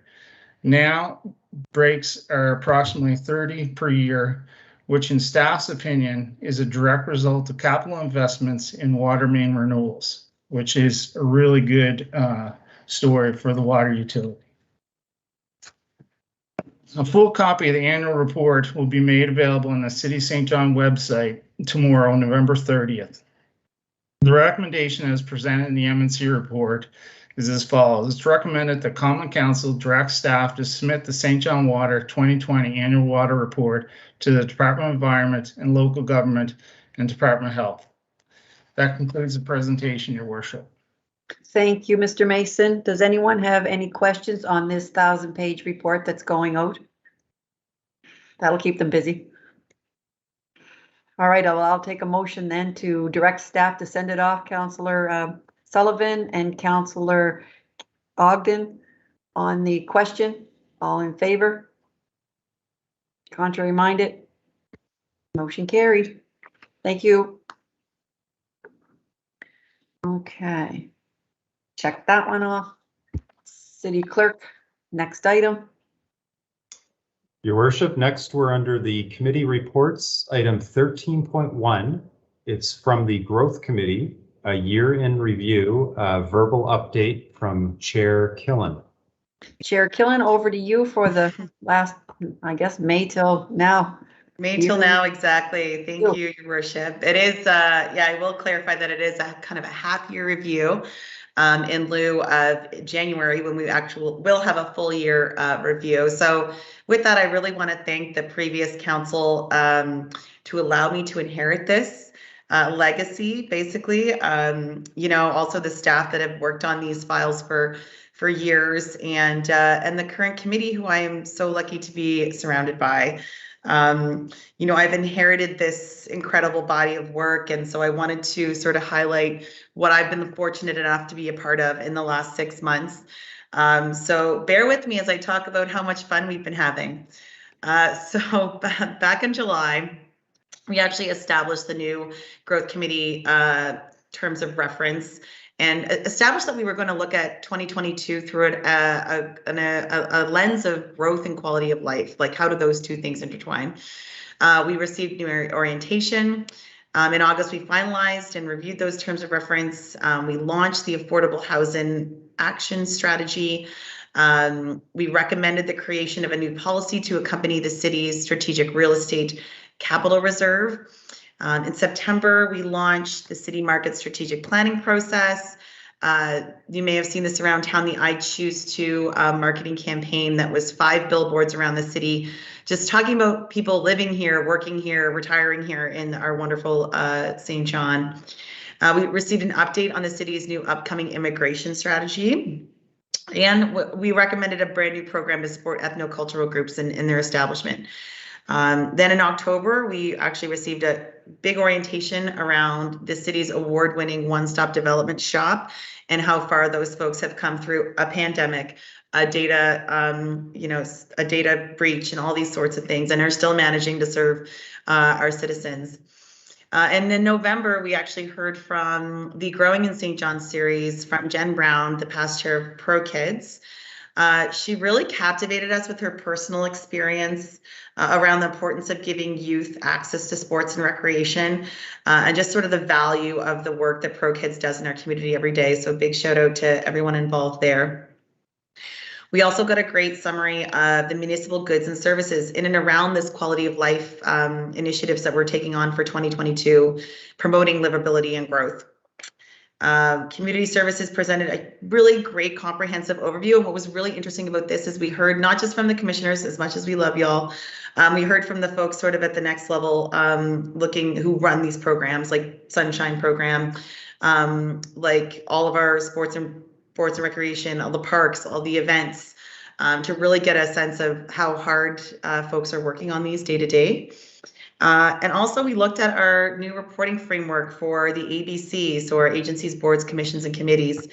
We reviewed the first mid-year reports that we've seen from Canada Games Aquatic Centre, Trade Convention, TD Station, St. John Transit, Lord Beaverbrook. So really establishing a baseline for how we're going to hear from our ABCCs in the future. So this will absolutely increase transparency and accountability, and these ABCCs will be coming back to growth with their full report in the following year. Staff also provided verbal updates on the Affordable Housing Action Strategy and the Immigration Strategy, which are both fully underway, as well as City Market Steering Committee has also had its first meeting. So a lot has been done. It's a big old list of things here, and we're just very excited to keep going in 2022 with the momentum we have. So I want to thank everyone again for all the hard work and dedication, and I'm very privileged to be your chair. Thank you, Councillor Killen, and you guys have really been doing a lot of work. It's been great. There's a lot of exciting things happening as well. It's a great time to be on growth, and it's a great time to have you in the lead there. Does anyone have any questions for the councillor? If not, I'll take a receive and file on her report. Councillor Hickey and Councillor Harris on the question. All in favor? Contrary minded? Motion carried. Thank you again. Next item, City Clerk. Where's my pen? Here we go. Next item is another committee report, item 13.2, and this time it's the Public Safety Committee, and they have a report reconciling legislative and standing committee instruments. Over to you, Councillor Hickey.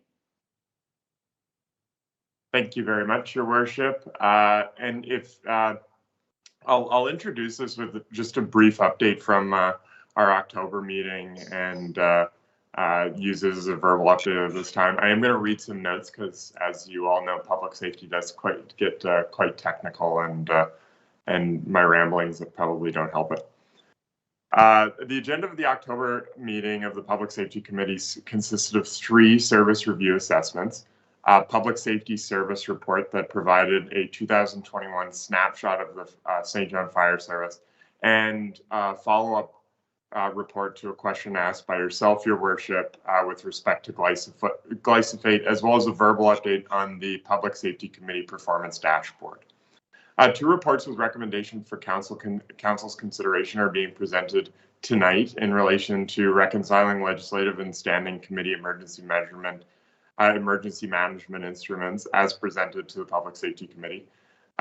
First, as council have just passed the first and second reading of the bylaw amendment that supports the reconciling of legislative and standing committee instruments, as well as subsequent to this verbal report, we will all have for consideration a recommendation to enable the Public Safety Committee to be the forum as previously set for a separate advisory committee. 3 service review assessments were presented to the Public Safety Committee at our October meeting. As a reminder, each of these review safety assessment use the CSA conformity assessment tool to measure service performance against continuous improvement, our continuous improvement criteria of plan, do, check, and act. The target score as identified within the CSA documentation is 75% for good performance, of which I can report that all of those safety assessments exceeded that 75% measurement for good performance. I'll just briefly go through them. A service review safety assessment on our winter management plan was provided by Director O'Reilly. The service review safety assessment for the winter management plan provided a score of 77%, highlighting the strength of the adopted 7 guiding principles, service standards, and KPIs of the winter management plan. The service review safety assessment did note the fact that winter 2021 was relatively light and prevented a complete assessment of the amended winter management plan with respect to adjusted resource levels per the 2020 sustainability initiatives. Lessons from that year were all documented and implemented as best as possible throughout a relatively light winter, of which, after tonight's conversation, we hope for again. A service review safety assessment was also done on our public gatherings, which was provided by Kate Wilcott. Of course, we all know Kate from Growth and Community Development, as well as Division Chief for the Fire Department, Dan LeBlanc. The service review safety assessment for public gatherings garnered a score of 87%, which is pretty significant, highlighting that significant staff research that Growth and Community Development has invested on behalf of the Special Events Task Force on the process to support requests and applications to utilize public streets or public lands for private or community events. The service review safety assessment did also note that post-event follow-up was required to ensure that the public safety and risk management terms of application approval were adhered to in the manner that was expected. Finally, the third service review safety assessment that was conducted was on our pandemic emergency response plan, and which was provided by Deputy Chief Carr and members of the St. John Emergency Management Organization. The service review safety assessment for this plan provided a score of 77%, highlighting that the existing pandemic influenza emergency response plan is appropriate for the COVID-19 pandemic emergency response plan. This service review safety assessment acknowledged and validated the city's creation of business continuity plans specifically for each department within the corporation. The service review safety assessment made note that a comprehensive after-action review of the COVID-19 pandemic response has not been completed as of yet. However, it is anticipated that SJEMO will participate in the provincial after-action review and be able to additionally inform the municipal after-action review process. Hopefully we just get to a point where we're able to do that after-action review process, Your Worship, where we can finally put our COVID-19 pandemic response behind us. Just in conclusion, in addition to these three service review safety assessments, Deputy Chief Nickel provided a fire service update as part of a regular standing committee report from one of the municipal public safety services. Deputy Nickel provided an update of each of the 6 fire services: fire rescue and suppression, medical first responder service, hazardous material response, technical rescue services, fire prevention code enforcement, and fire investigation service. Deputy Nickel did note at this time that the fire service review is aligned to each council priorities, emphasizing that the fire service aspires to be a service-based, results-oriented, high-performance public service organization. And I think on that note, Your Worship, I have to extend a huge thanks to our lead staff person for the committee, Fire Chief Kevin Clifford. Chief Clifford has done an immense amount of legwork in bringing this committee together, in getting this committee off the ground, and in making sure that its success is clear. And I hope from an example of this report tonight, measurable in the KPIs that we're able to deliver on these, in particular the service review safety assessments. Further to that, just a thanks to the rest of the staff that are around the table, whether it's the rest of the team at our fire department, whether it's Tim O'Reilly for his huge amount of work on it, and even extending to the St. John Police Force for continuing to make sure that the chief is present at these meetings, for making sure that their chair of their Board of Police Commissioners is present. Those have huge impacts in ensuring that this 35% of our operating budget gets represented around this table at a public safety committee level and at a standing committee level of council. We're talking about $56 million in expenses between fire and police alone is significant.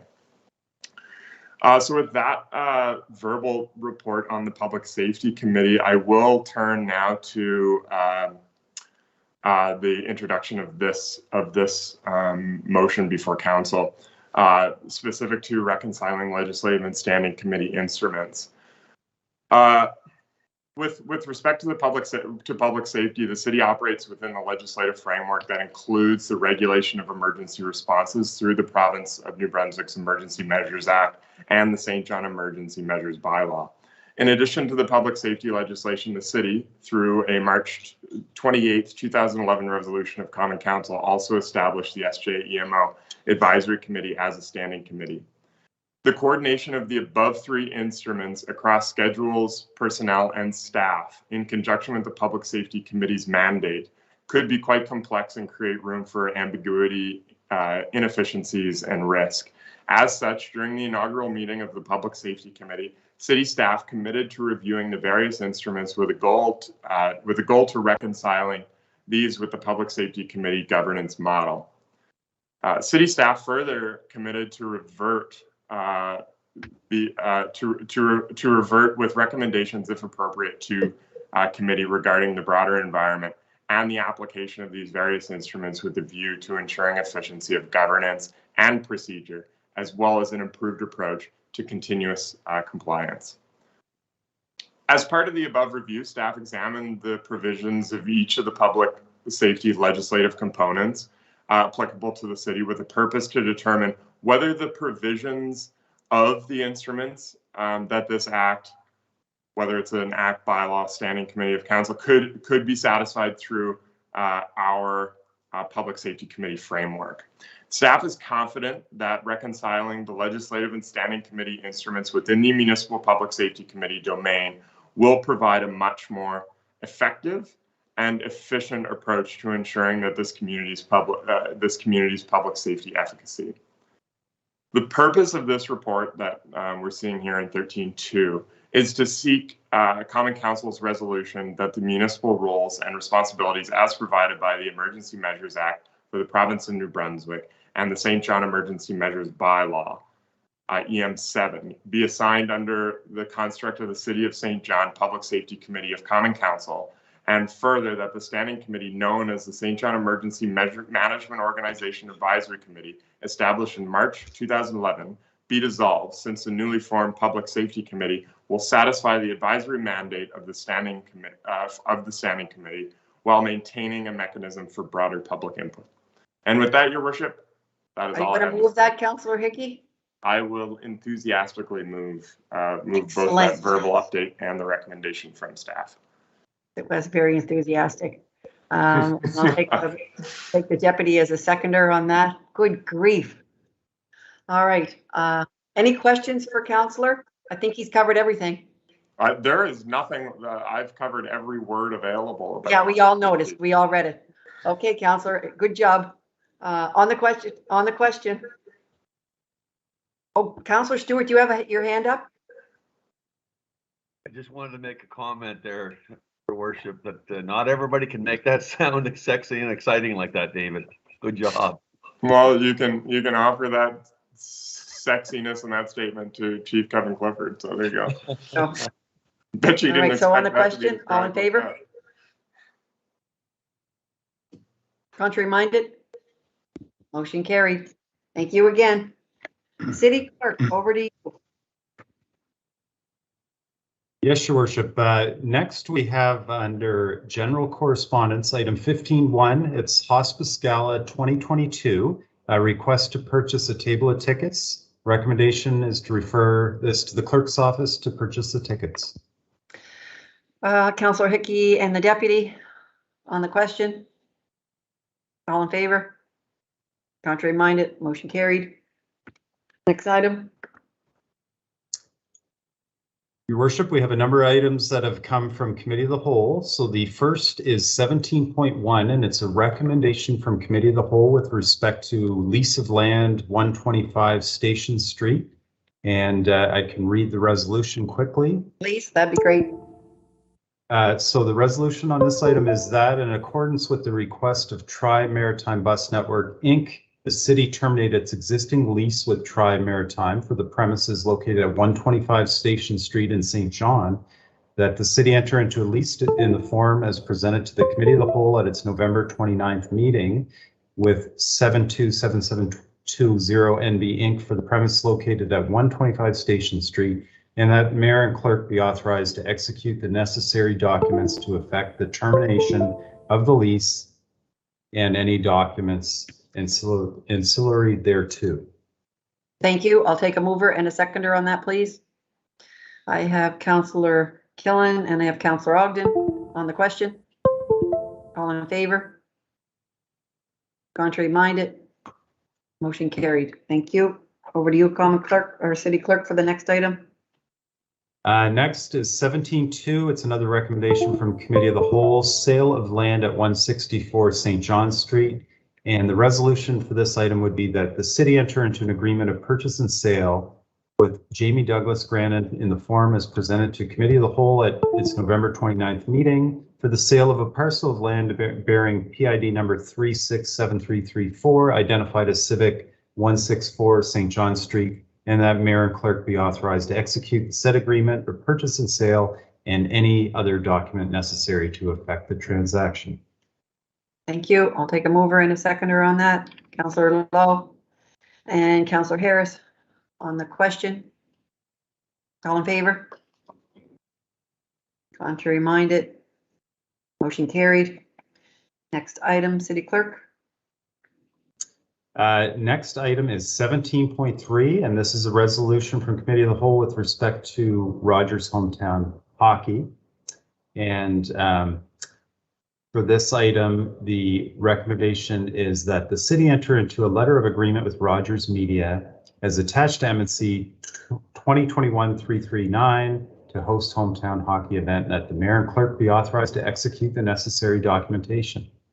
Thank you. Over to you, City Manager. Did you want to say a few words on that? Your Worship, just for the benefit of the public, so that for their awareness, and there'll be more detail provided, of course. The last time this city hosted Rogers Hometown Hockey was back in 2016. In October of this year, Rogers approached us to judge our willingness to do so again. It was fully briefed to Growth Committee, and then the financial aspects were discussed at Committee of the Whole. In essence, we are offering our full support based on this council resolution to host Rogers Hometown Hockey on the weekend of January 15th through 17th. It is a partnership within the city where we will use the cruise terminals of the port and the associated parking lots as the venue. Envision St. John will provide some funding out of the tourism levy, and we will provide an overarching coordination effort and in-kind support on the days.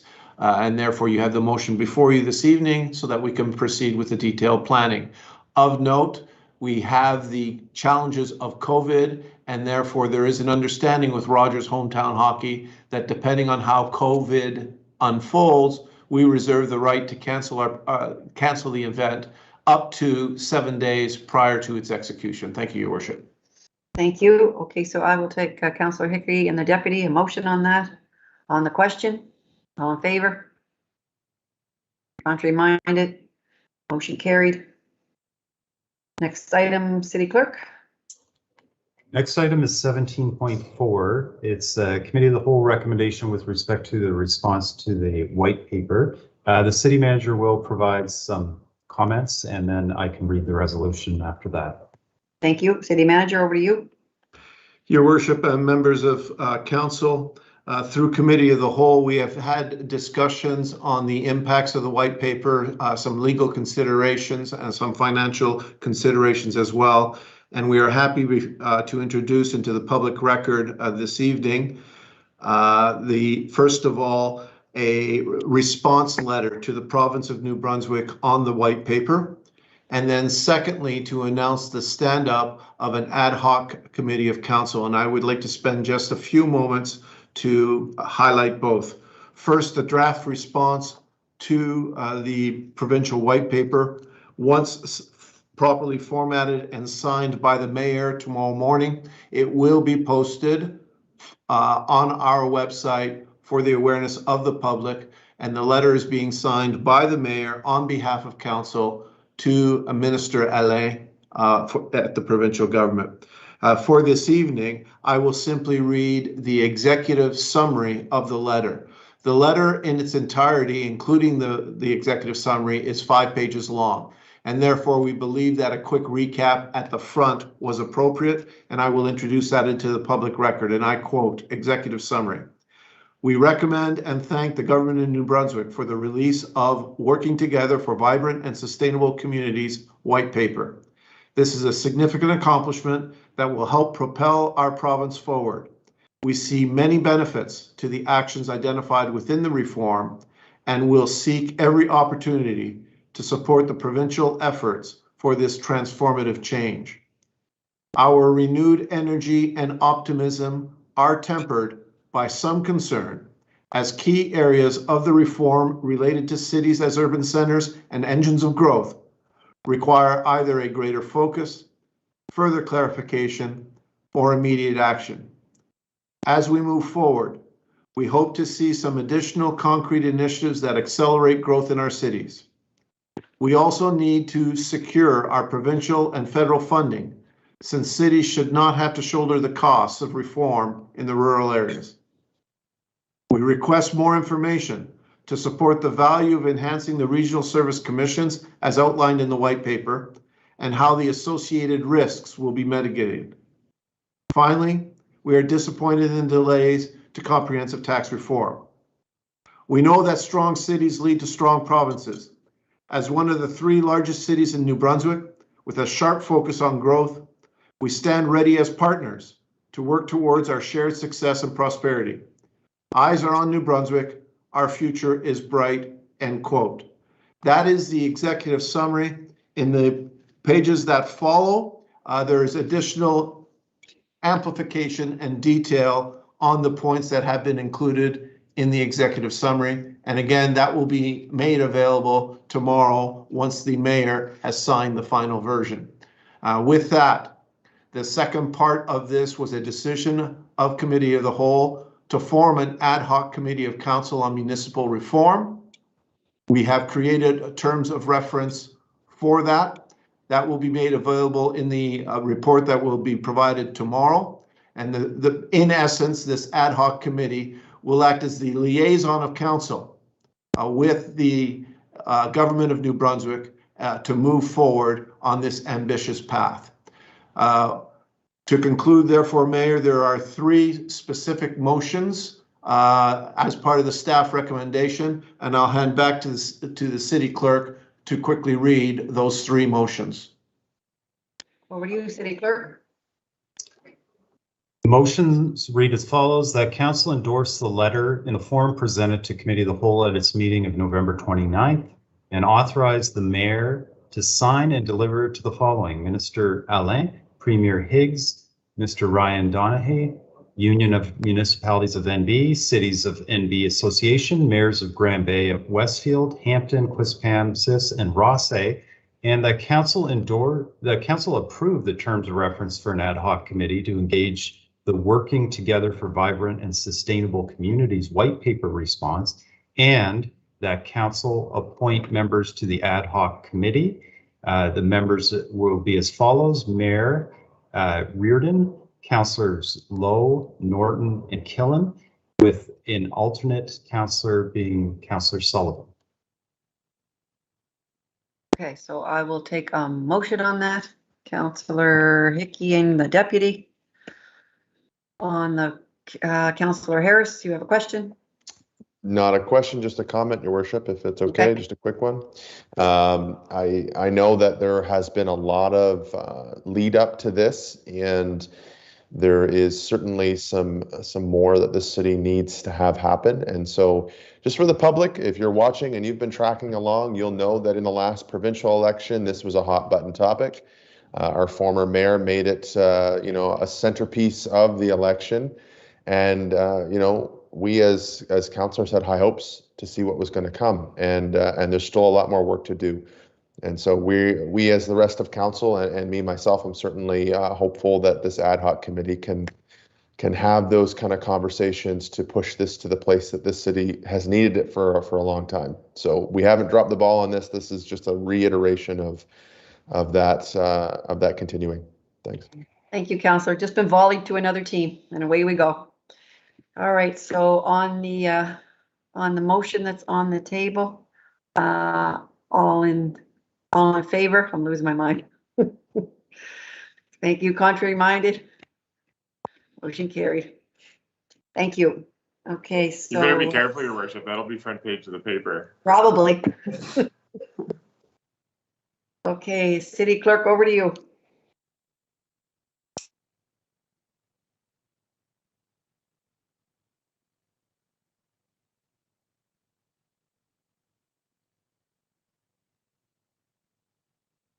City Clerk?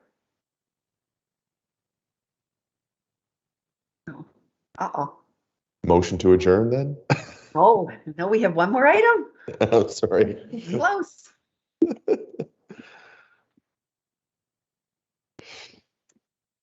Your worship, am I working now? I don't know You what are happened. working now. You are Okay. working. Last item, your worship, Strobe. recommended appointments to committees. And it's to appoint a number of citizens to committees, and I'll read those out quickly. First one is Canada Games Foundation to appoint Greg Theriault for 3-year term, effective November 29th. Community Grants Evaluation Committee to appoint Graham Stewart Robertson for 3-year term, December 23rd, effective. Fort Latour Authority, notwithstanding the policy adopted by council on October 29th regarding appointments to ABCs, to reappoint Emily Teed for a 3-year term effective December 21, 2021. And Greater St. John Regional Facilities to appoint 2 councillors as alternate members from November 29th to the end of their current terms. LBR to appoint Ryan Kennedy for 3-year term from December 21, 2021 to December 21, 2024. Planning Advisory Committee to reappoint